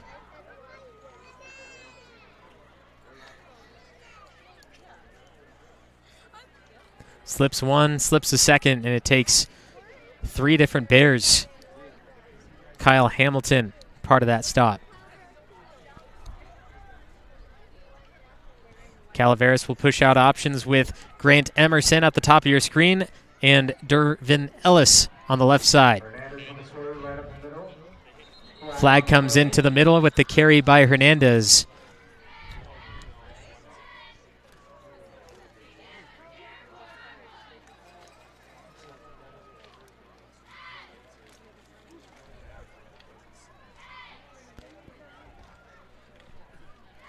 It seemed like Hanley came in to help on the tackle and Hernandez was moving down. I believe they're going to say helmet-to-helmet contact, I guess is what they could call on this, just based on how the tackle went down.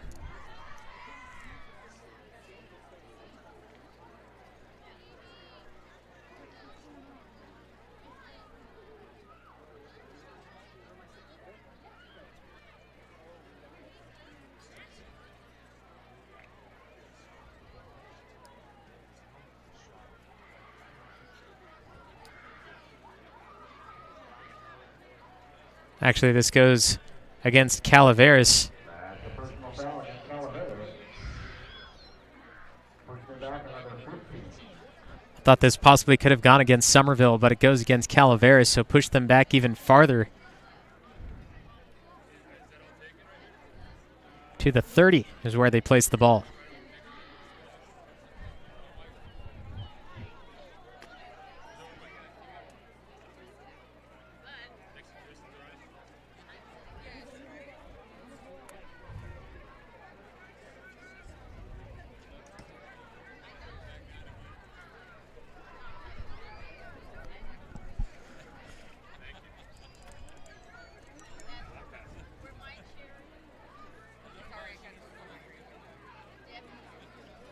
Looks like Calaveras arguing the call.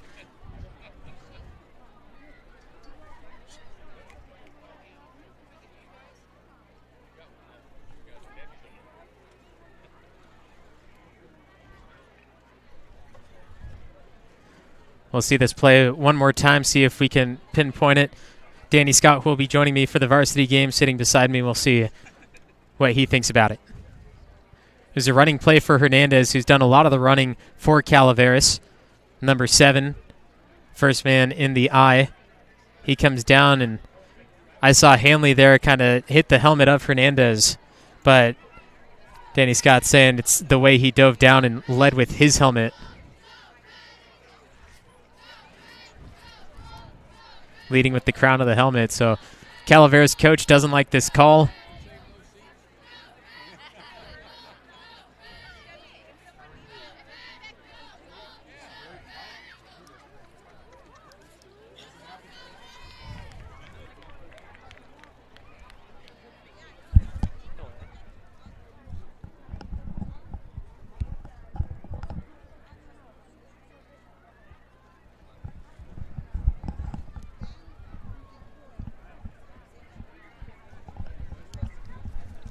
While the officials and the coach try to sort this out, we'll head to one of our local NorCal Sports TV sponsors. Stay tuned. Area Foundation remains focused on its mission of strengthening its communities. It does that through 3 functions: assisting donors, awarding grants, and leading the community. The vision of the Sonora Area Foundation is that it will be the benchmark for exemplary practices in the philanthropy field. You can go to sonoraarea.org to learn more. Sonora Area Foundation, for good, forever. Visit Tuolumne County's proud to bring you tonight's broadcast of Summerville Bears football. As the official tourism bureau of Tuolumne County, California, their mission is to enhance economic growth by increasing tourism to Tuolumne County. VTC invites visitors to experience iconic Yosemite explorations, authentic California gold country discoveries, and unforgettable High Sierra outdoor adventures. You can enjoy endless outdoor recreation, state and local parks, sightseeing, stargazing, history, shopping, wine and cider tastings, relaxation, and more. Midway through the third quarter, Calaveras leads 20-6 over the Summerville Bears, first league game of the season. And the Calaveras Redhawks just had a penalty flag thrown on them, in which the head coach now arguing this call with the officials, which has put a delay in this game, playing some Jeopardy music, some definitely copyright music over the loudspeakers, but now the Summerville coaches are trying to get into this and say, hey, it's time to play this game. But joining me for the varsity game will be Danny Scott. He's here a little bit early, saw this play. What are your thoughts? I'm a little confused as to what the call is. It looked like he might have led with the crown of his helmet, and in this day and age in high school football and football in general, they really, really want to protect kids' heads. You see it so going on so much in the NFL, where guys are, have this lifelong brain damage. So they're really focusing on that. But it looked like it's a little bit of a ticky-tack call, but I do think it's the right call to try to keep that out of the game. And you were mentioning something during our break, too. We're not 100% clear on the rules, but we do get that personal foul with the leading with the helmet, but you said possibly an ejection, but Hernandez is still in there, so he's going to continue with the play. But it makes you wonder on what exactly the coach was arguing about, because yes, it's a personal foul, but at the same time, it's not making that much of a difference besides the loss of yards. And here, Ayala will be caught for a loss of 3 and make it second in a plane ride. Yeah, and things are going from bad to worse for this Red Hawk offense right now, but I do agree with you. It's an interesting call, but it's not targeting, so I guess he's not ejected. It's just a personal foul, and,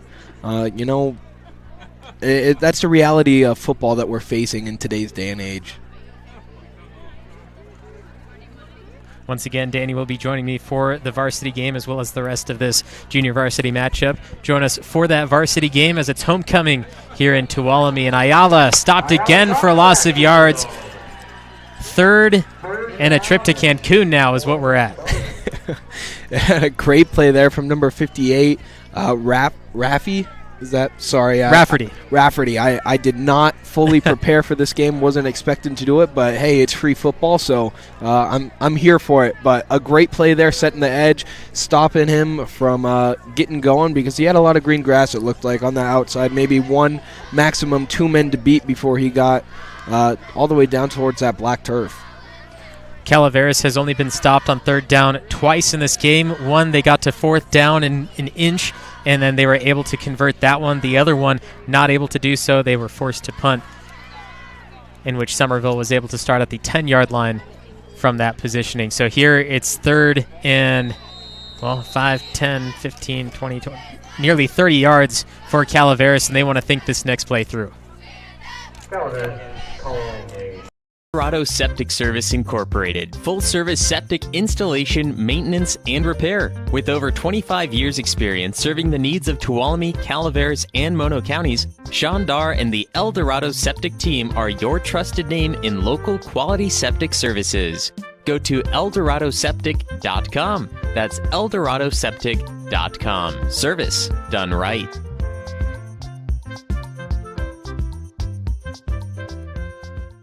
At Caldwell Insurance, our local team is dedicated to providing you with quality personal and commercial insurance programs.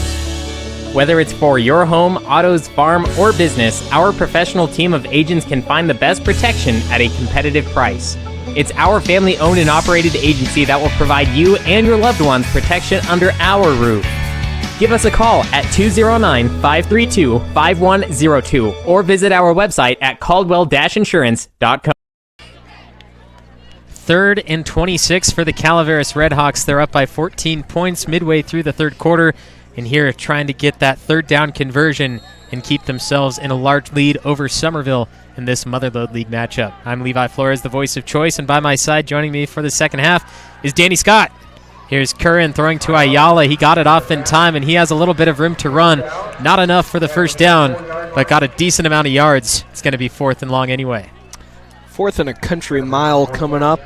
In high school football, they're definitely going to be going for it. Not long, definitely don't have the leg to kick the field goal, and pretty close towards the end zone to punt the ball. So just trying to, if you can't get there, get at least to about that 20-yard line and try to make the next Summerville drive as long as humanly possible. You know, you mentioned not having the leg to do this, and honestly, I'm not sure how far he can kick a field goal, extra point, anything, but the opening kickoff got all the way down to the 15-yard line, which is quite a distance.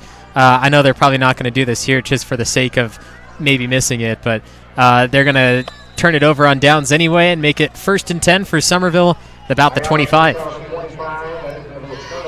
Summerville's defense just a great swarm tackle on that one, keeping him in front of the sticks. You didn't have to do, you're not reinventing the wheel on this play, just forcing him to get out of bounds in front of that first down marker. So a good play there by Summerville.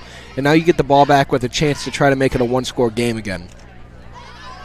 Summerville making this defensive stop is probably the biggest stop of the game. Summerville couldn't do anything in the first half besides forcing that one punt, which could have gone either way. Like a few plays for Calaveras could have just swung a little bit differently and definitely could have been a 27-6 score as of right now. But now the defense stepping up in the second half. Just hope it's not too late.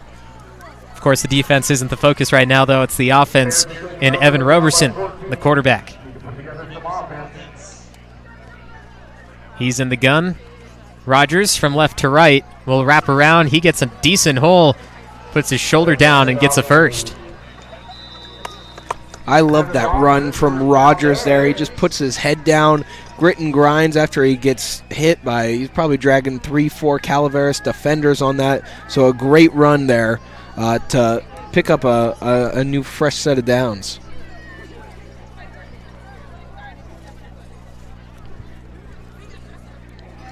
We've seen minimal amount of passing from Summerville in this game, and yet when they do, it is exactly the right idea. It's the right play at the right time. They just can't execute it very well. And at this point in the game, closing in this third quarter and about to start the fourth, down by 2 touchdowns, might have to result in that passing game. Just hope that it works out a little better. Malachi Lopez gets to the 50. 2 yellow pieces of fabric on the field in 2 different locations. I have a feeling we are going to be replaying first down. It looked like holding right there on number 17 17 Rogers for the Bears, and then potentially a horse collar tackle on that one. And we'll see what the call is, but I would assume those are offsetting penalties.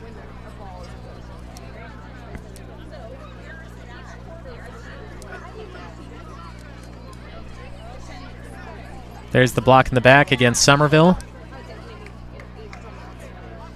That is declined, and then holding on Summerville. And that one will be enforced, and with the new rule in high school football, the holding penalty is enforced where the holding happened.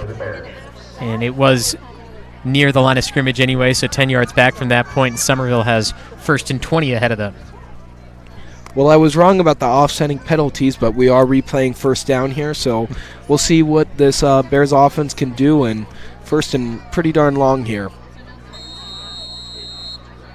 I talked about the passing game, but the running game as well for Summerville is a fantastic option. They do have 2 options to throw, but anything's going to work here in my opinion. It's Rogers to run again. He stopped only a yard past the line. And that play was very close, I think, to being broken out. It looked like Rogers just picked the wrong hole. If he would have turned that edge and gotten around that defender a little bit earlier, he had a lot of green grass to go. And maybe not a touchdown run, but definitely get a good chunk of that yardage back that you're looking. Seemed Rogers got a slow up there. I don't think they'll go back to him on this play, but they are looking to throw. It is right side and way short of the intended target in Malachi Lopez. 3rd and long. It looked like the ball just slipped out of Roberson's hand. You see him after the play looking at his hand like, is there something wet? A lot of sweat going on. But unfortunate that one wasn't able to get off properly because he was wide open. It is a little overcast tonight. Slight chances of rain and a full moon apparently. be coming out later tonight. 3rd and long for Summerville. Possibly have to pick this up to stay in the game. A little movement on the left side. It's Rogers stepped forward from his tight end slot, and we're going to be going back 5. And I said it on the last Calaveras drive, but it applies to Summerville on this one. It just goes from bad to worse. And 3rd and incredibly long coming up here for the Bears, trying to get some of that back here on 3rd down to make it 4th and manageable.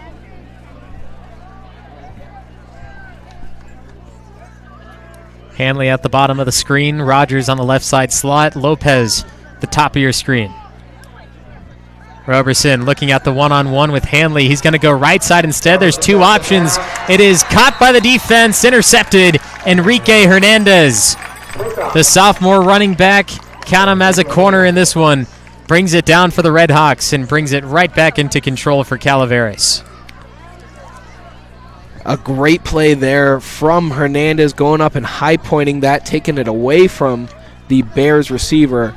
And, you know, that goes on the stat sheet as an interception, and that's all fine and dandy, and that sucks for the Summerville offense. However, what it does is completely flip field position. It's almost an arm punt on that one to set up Calaveras back at midfield. Ayala will get another carry, earn 5 yards, rolling over the top of number 10, Benjamin Myers. And Ayala, he has done so much in this game running this ball. He's a powerhouse. And one thing about it, Ayala's a junior, one of 2 juniors that's on this Calaveras junior varsity team. So by pushing ahead a lot and getting all these yards, it's a junior that's leading this Calaveras team. And we have an injured Hernandez who just had that interception for the Red Hawks.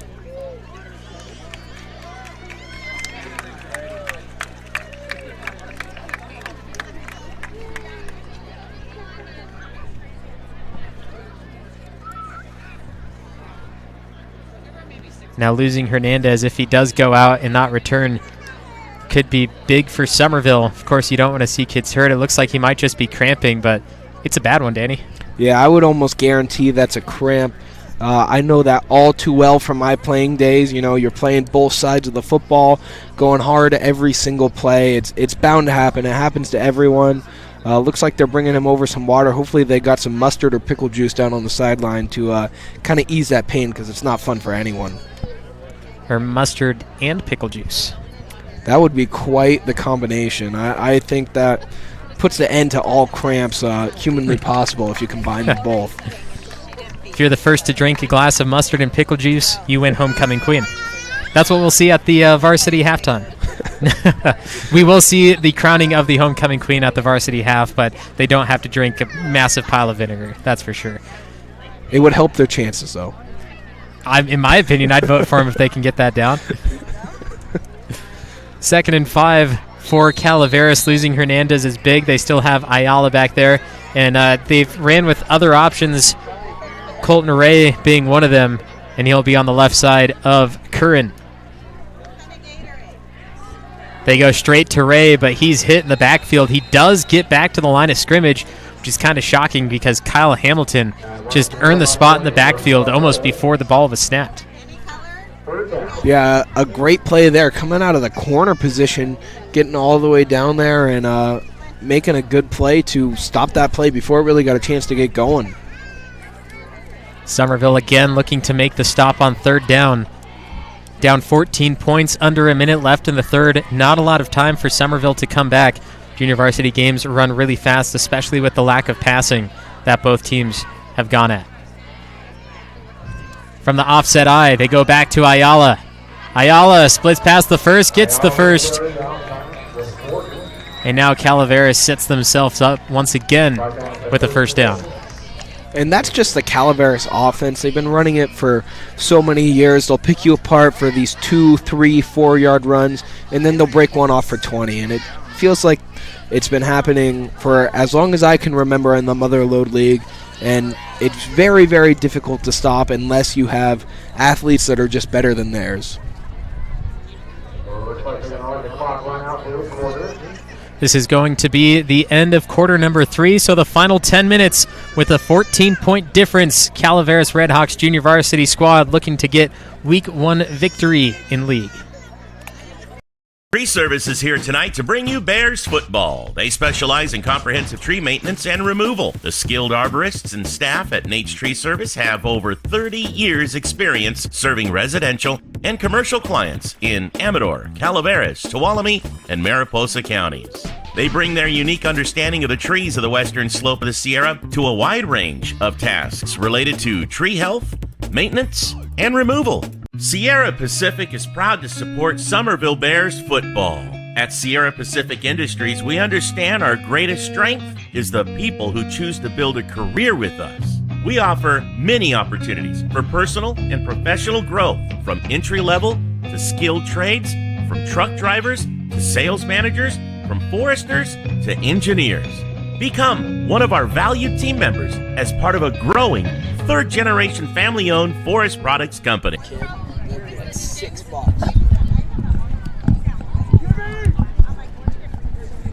Switching sides of the field, instead of left to right, it is now right to left for the Calaveras offense. They were stuck at a 3rd down and 5, then broke past that to get first, and possibly looking at the end zone for another time and earning a 3-possession lead. But Summerville's defense, they've made a few great stops. They need one more to get that ball back and try to force this game maybe into overtime or maybe a victory, but there's not a lot of time left. So just getting 2 possessions to begin with and moving it fast enough to score is going to be really difficult. I'm the voice of choice, Levi Flores. By my side, Danny Scott. Thanks for joining me for the second half, being our basically rules expert and color analyst. What do you expect this fourth quarter to be for Calaveras, because they're the ones controlling? Well, it's been defense so far in the second half. That whole third quarter, no points on the board. So if you're Calaveras, you're looking to just eat as much clock as humanly possible. These little short 3-4 yard runs, just keep getting first down after first down. In Summerville, in that first half, having 2 fumbles, giving up that ball twice was a shocker to this. They could have changed the game immensely if they didn't fumble that ball, but that is what's led to this 20-6 lead right now for Calaveras. And on the other hand, the Redhawks, no turnovers through fumbles or interceptions. They had a turnover on downs, but that was it. Yeah, Calaveras is always a very, very disciplined program.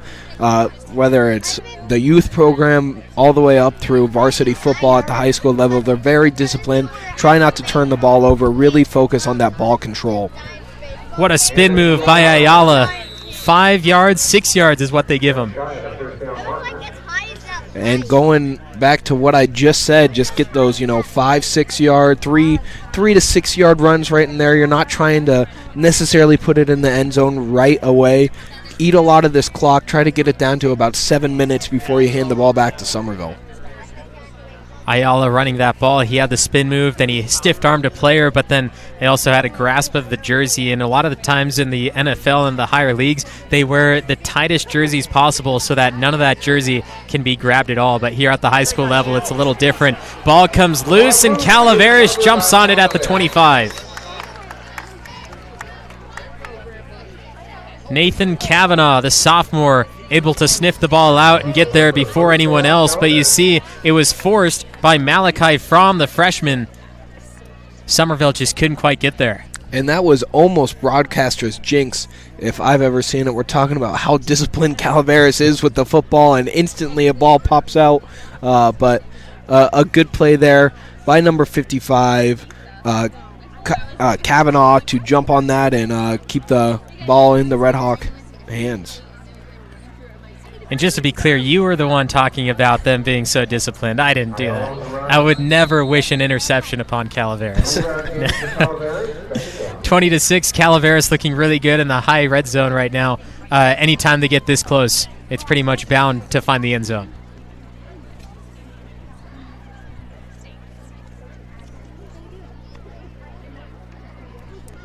Calaveras back to running that clock down.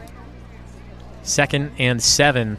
Hernandez, I may add, back in the game. He's on the top of your screen after suffering that cramp earlier in the game. At the bottom of the screen, it is Michael Sala. As Curran back to the run. A few extra yards, 3rd and short. eat away clock.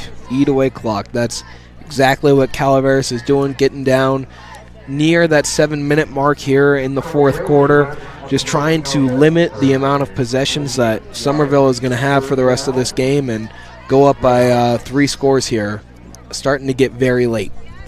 The way Calaveras has been running through this game, Summerville will basically have to onside kick, and that's the only way they can really win this game unless they force turnovers. But I don't see that happening, as the one fumble that we did have, Summerville just couldn't jump on it. But here, Calaveras, first down inside the 15. That door is basically wide open. Yeah, and we've officially reached that 7-minute mark, and a new fresh set of downs gives Calaveras a chance to run off, 2 minutes off this clock, get it down to 5 minutes, and at the JV level, it's much harder to score at will than it is at, say, the varsity level with how explosive the Bears' offense is, but just a lot of time coming off the clock.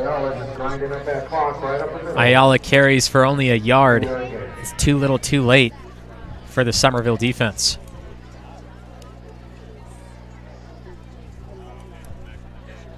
It was Kyle Hamilton meeting him in the backfield, and Kyle Hamilton, strong defensive player all night long, leading tackles in the game, I believe. And gets another one here. 2nd and 9. Curran offset eye to the left with Colton Ray as the fullback. They pitch it out to Ayala.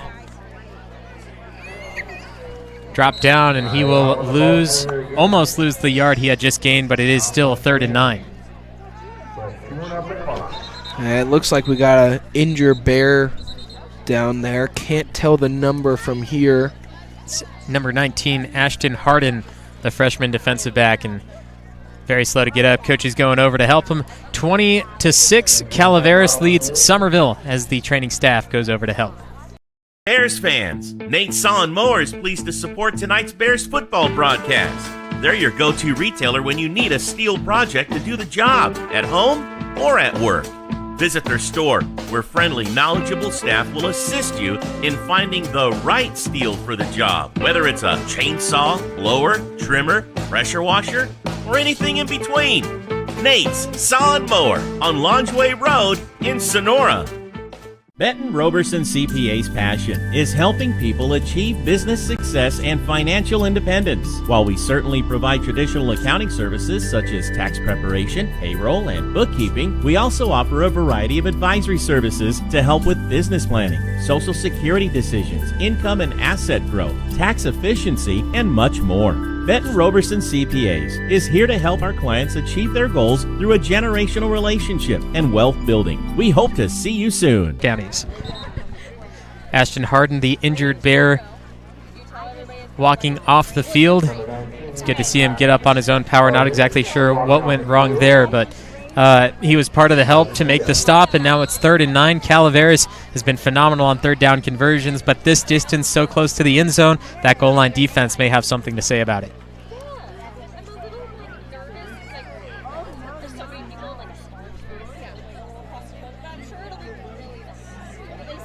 Curran in a different formation. Colton Ray is offset to his right side. Hernandez goes over. Curran will roll to his right. He'll throw to the end zone. It is tipped and incomplete. 4th down for the Redhawks. But is it the field goal unit that comes out, or does the offense stay put? Very interesting decision there from Calaveras. The play clock right around 40 seconds. You got plenty of time to run some clock off. And it looks like we're getting a timeout here, but I'm not quite sure why you would pass that ball and stop the clock with this little time left, already eaten up about half the quarter. And they are calling an official timeout due to the injury that had just progressed from a moment ago. So we'll send it to a break and be right back in just a moment. Ranch Casino is a proud sponsor of the Summerville Bears Quarterback Club, and they support Summerville High student athletes. By working together, Chicken Ranch Casino believes we can all help elevate each and every student athlete's game, both on the field and in the classroom.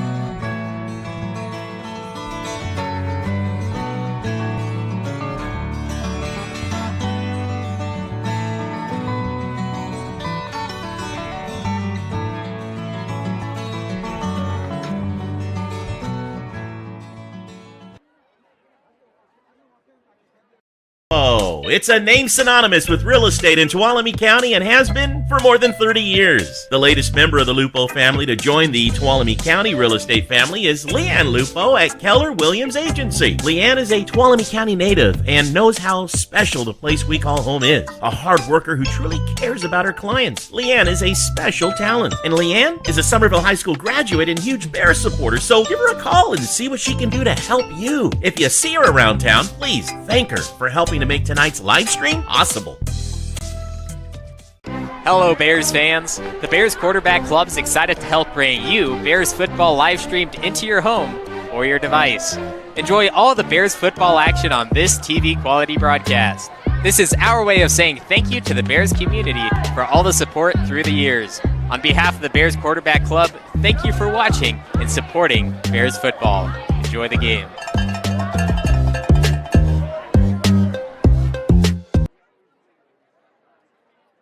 United Insurance Services offers quality insurance coverage, a high level of professional service, and a long-term relationship. They have several locations throughout California to serve your needs, including Elk Grove, Lodi, Napa, Roseville, Sonora, Walnut Creek, and Minden, Nevada. As independent agents, they'll research rates and coverage from top insurance companies to find the best insurance rates and insurance plans for you. Calaveras 20, Summerville 6, halfway through the fourth quarter. It seems Calaveras is going to run away with this as they are also knocking out that door to score.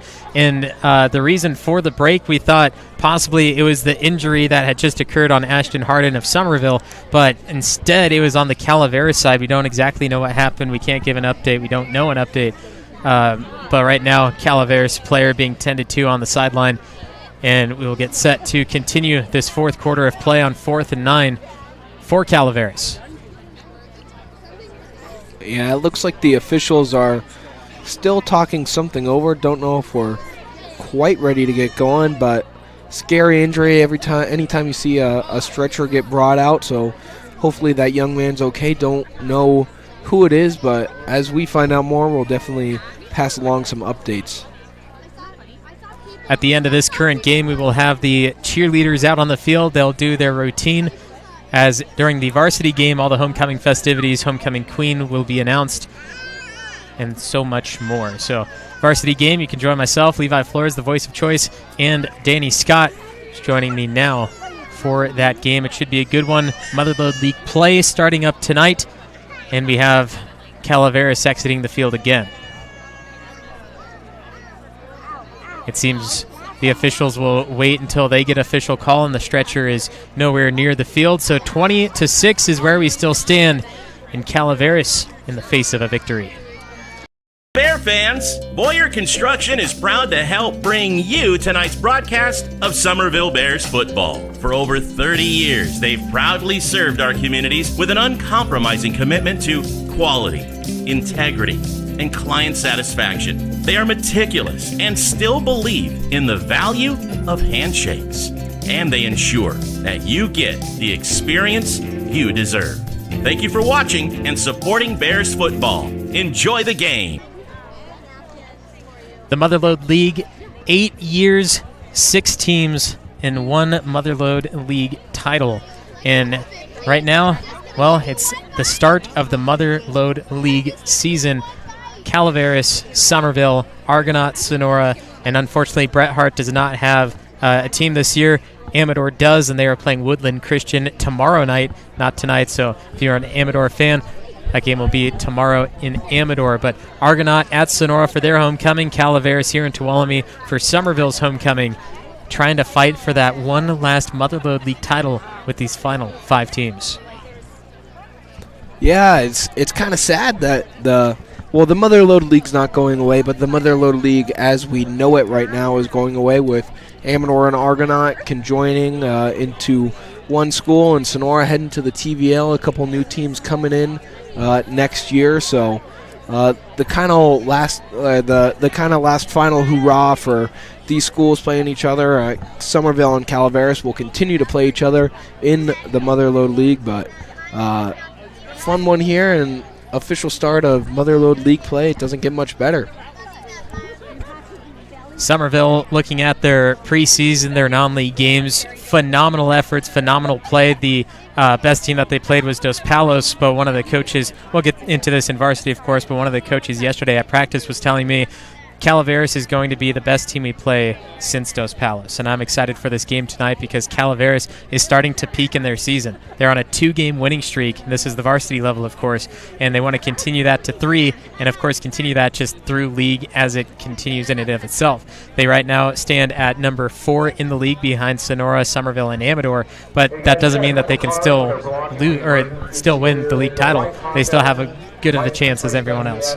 Calaveras played some really tough opponents earlier in the year, including a team like a Ripon Christian that vies for a section title this year. So it's a very interesting matchup coming in. Calaveras feels like a unknown, so we will see how the varsity game goes. But hopefully we get this JV game wrapped up so we're not here till about midnight. Calaveras 20, Summerville to 6. 5 minutes, 24 seconds left as have some ovation for the injured Red Hawk being carted off the field currently. Thanks to the medical staff as well. Always have to have the medical staff on the field just in case, and I say just in case, but hopefully it's just in case for every single game. Unfortunately, this one going a little bit too far.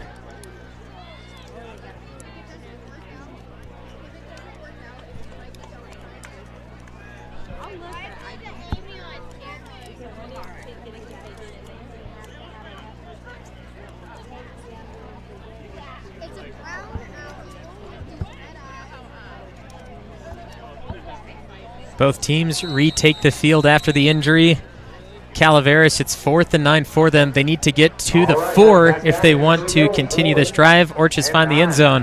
They hand it off to Ayala, and he will be just shy of that yard to gain.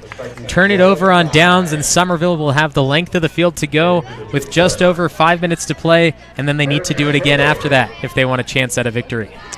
If you're Summerville here, you need to basically score in, a minute, maybe 2 minutes max to try to get that ball back with some time left on the clock. We've seen this Calaveras team and how long they can eat away clock, and it looks like we have some confusion going on. Not sure if it will be Summerville's ball or not.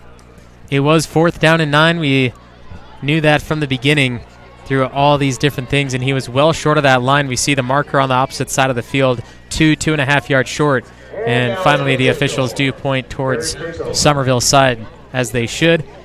So it's Roberson, Lopez, Rogers, and the rest of the offense for Summerville looking to go 94 yards to the house in just a short amount of time, and then do it once more after that, just for a chance to take down Calaveras in the first league game.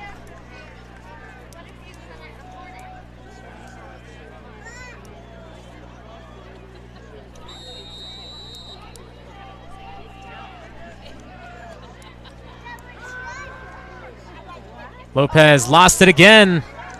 Ball is loose, and it is Calaveras ball. Another turnover for Malachi Lopez and the Summerville Bears. As soon as they make the stop, the ball gets jarred loose in the end by Nathan Kavanaugh. He had a fumble recovery earlier, and here he forces a fumble. And that feels like maybe not necessarily wrap it up, but Calaveras taking over 1st and 10, back way deep in their own territory. One play off of offense, and then ball right back in their hand. Got the chance to eat off some more clock and make this a 3-score game and essentially end it.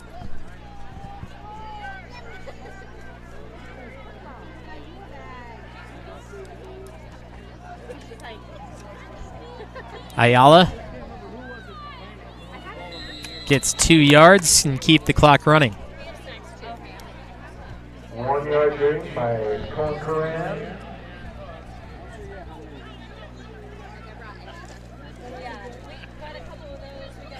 Owen Herrera making the tackle for Summerville.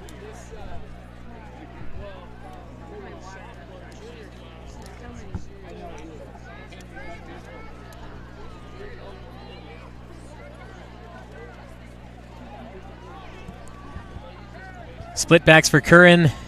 He's making sure that the clock continues to count down. Don't necessarily need that end zone. It's almost an automatic win for them. But here, busting through the line, Colton Ray, the freshman fullback. More big yards for this Red Hawk offense. Owen Shahan had led the way, but then he blocked the wrong side. Could have easily been a touchdown for Ray if Shahan went to his right instead of his left, but since there was no one to really block, he just didn't know where to go.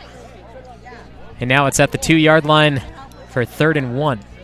It was almost better, if you're the Red Hawks, it's almost better to not score a touchdown there or necessarily here and try to pick up that first down and be able to eat more clock.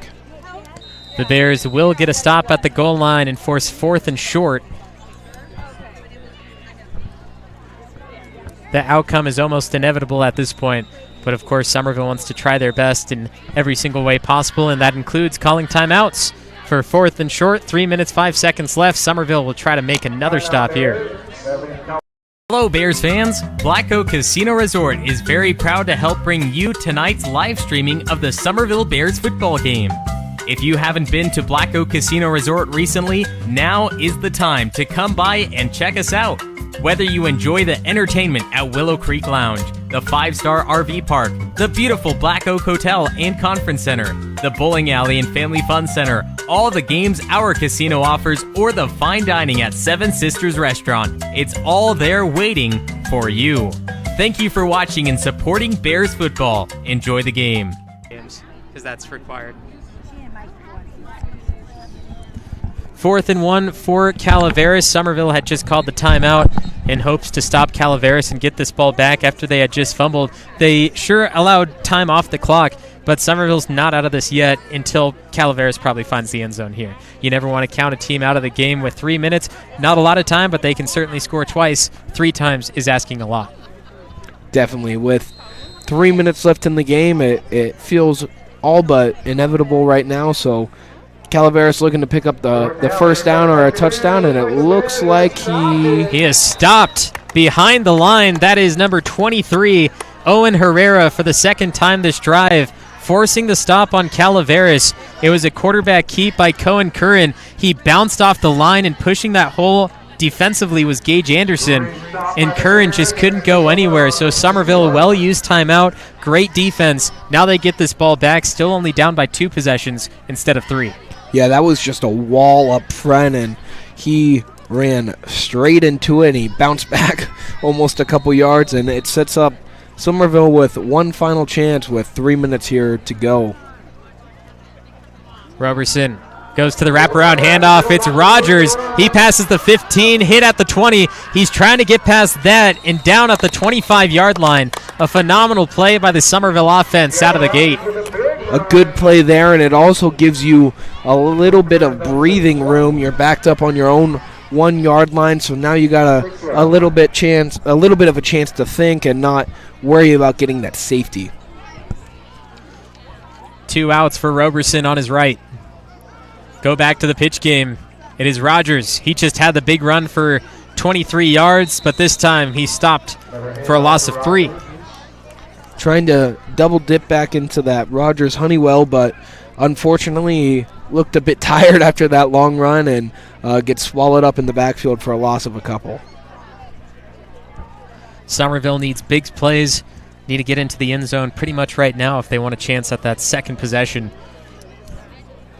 Have one wide out to each side, and Roberson will look to pass. Hanley's on his right. Roberson will keep again. He got good yards last time he did this same play, and Roberson nailed out of bounds, and for the second time this game, a Summerville Bear hit way late on the sidelines. And that looked like number 7, Hernandez, and I believe that's his second personal foul of the game, a late hit out of bounds. He had the head-to-head earlier in the game, but this is going to give Summerville a break on the clock and give them a good amount of yardage. And Coach Brennan, as soon as that had happened, was basically halfway out on the field saying, hey, that was this player, this was this number. You know, that's not allowed. That should not happen in this game.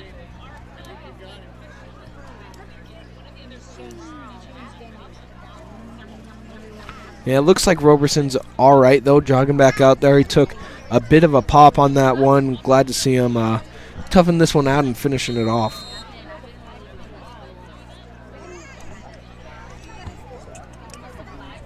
Roberson possibly going back to pass. We'll look at his options. Riley Peters at the top of the screen, and at the bottom it's Richie Hanley. Roberson will go to throw, but we have a stoppage of play, a flag that is possibly false start.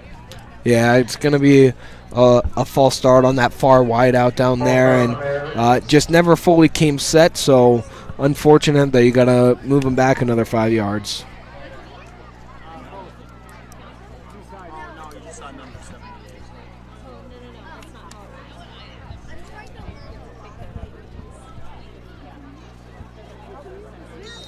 Five more yards to go for the Summerville offense. They needed 51, now they need 56 for that end zone, and Roberson gets to the huddle, immediately breaks once he gets there. This time it will be Kyle Hamilton at the top of your screen. He'll jump early. Look at the deep pass. He's too far out of reach for Roberson's range. Roberson runs again. He finds a big hole. He's inside the 25. He has room to go, and he is down at the 11. Evan Roberson. Big legs, big yards in Summerville, in great territory. A great run there from Roberson, getting all the way down inside their own 10-yard line. Was a block away from springing that all the way to the end zone, but sets him up near first and goal. Looks like they'll be able to pick up a first down, but it'll be at the 1-yard line, so essentially first and goal here. Looks like they're going to drop the chains. It is first and goal. Roberson pitches it out. It is Rogers. Rogers gets the block. End zone, touchdown, Summerville. Jevin Rogers, the sophomore, finds the end zone, and it is within one possession for the final minute 20. Roberson, the pitch out. The block coming from number 42 in the end zone is found by Rogers. Interested to see if they're going to go for two here, and it looks like they are. Give you a couple chances to try to tie the game up, or looks like they're going to elect to take the one. Benjamin Myers is blocked and no good. 20-12, 1 minute, 20 seconds left. Summerville has to go for the onside to get this ball back. We'll see if they can complete it right after this. Scott Berner, financial advisor at Thrivent, is proud to help bring tonight's Bears football game live to your home. As a Somerville High alum and a member of the Bears Quarterback Club, Scott is instrumental in supporting Somerville High School and Bears football in many ways. The next time you see Scott, be sure to say hello and thank him and Thrivent for supporting the Bears football family. That's Scott Berner, serving you in retirement and insurance. Roberson Construction brings a can-do attitude to every aspect of a construction project, making dreams a reality for its customers.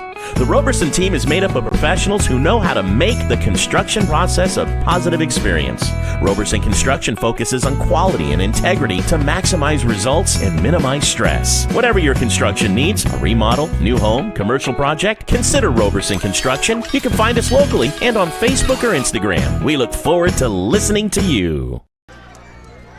Summerville has done it over 90 yards. They find the end zone thanks to a big run from Evan Roberson, and then, of course, the end zone run from Jevin Rogers. But now they're down by a possession. They need to get this ball back, and they probably won't get it back if they decide to boot it downfield. So it is up to the kicker to put this off of somebody, get an onside kick, and the rest of the line has to jump on it. It is number 57, Chris Chevrolet, also an offensive-defensive lineman, for a chance to get the ball back and a chance to possibly tie Chevrolet in the onside kick. Rolls forward, bounces off, ball is loose. Summerville says they have it. And Summerville, they do. Number 23 getting the ball back for the Bears. Owen Herrera jumped on the onside kick from Chevrolet. You see that ball definitely loose. And the Bears at midfield now. 1 minute, 19 seconds. The Bears offense retakes the field with Evan Roberson.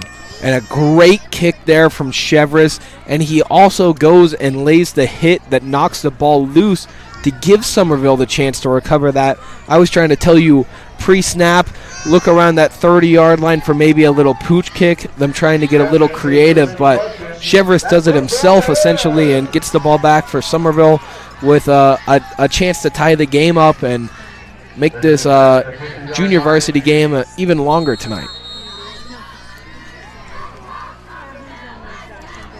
1 minute, 19 seconds. Roberson up to the line for the Summerville offense. Under center, 3 receivers, 1 back.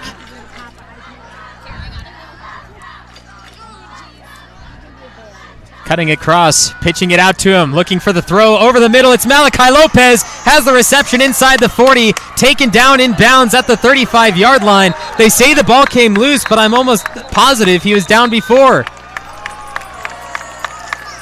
And for the second time this game, the officials will give a fumble to Calaveras after he was down.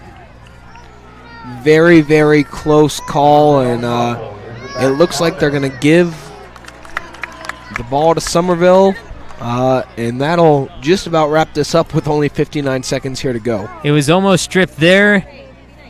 Comes down. We're still looking closely. There's the ball. You see slightly out of the hands, but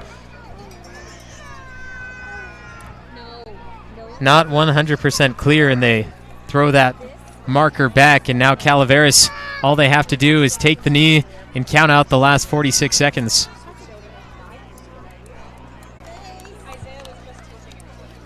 I'm not sure how many timeouts that Summerville has left, but I believe that's their second of the half. So this game is essentially over here, so we will see if Calaveras elects to knee it or if Summerville can force some magical turnover here and try to get one last chance to tie the game up. I believe that was their second of the half as well. Officials looking at their cards to see if Summerville did call a previous timeout. So close for the Summerville offense. A beautiful, well-drawn-up play, beautiful pass, beautiful reception. But the Red Hawks knew exactly what they needed to do and executed. Yeah, definitely a great play there. I forgot who the one that knocked it loose was, but just attacking the football the entire way, and eventually it pops out and gives Calaveras the ball back with very, very minimal time here. 4 yards on that last run by Calaveras. Summerville will definitely use a timeout if they can stop him again here. But first they have to make that stop to begin with. It's Ayala. He gets 2 yards, and there's the timeout from Summerville. And I believe that should be the final one. You mentioned the same thing, but up on the scoreboard, it's still showing that they will have one more. Home field advantage, you get 4 timeouts. in high school football, that would be very interesting, but I believe that's their last timeout, so Calaveras, I think, just has to run one more play, and we'll be moving on to our varsity matchup of the night. And the officials haven't said anything towards the scoreboard operators, so with that one timeout, maybe they have one more. Not perfectly clear. The only thing I can think of is the timeout also came when the injury happened.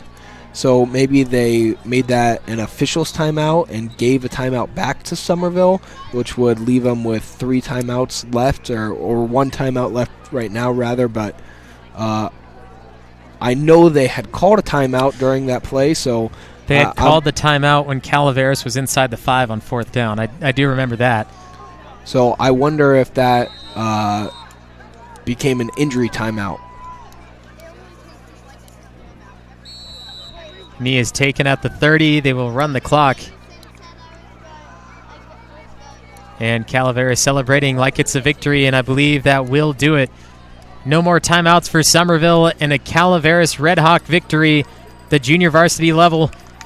20 seconds counting down, and the Bears will shake hands at midfield. So close, but yet so far. Summerville will drop to 0-1 in league. Calaveras Red Hawks defeat the Bears 20-12.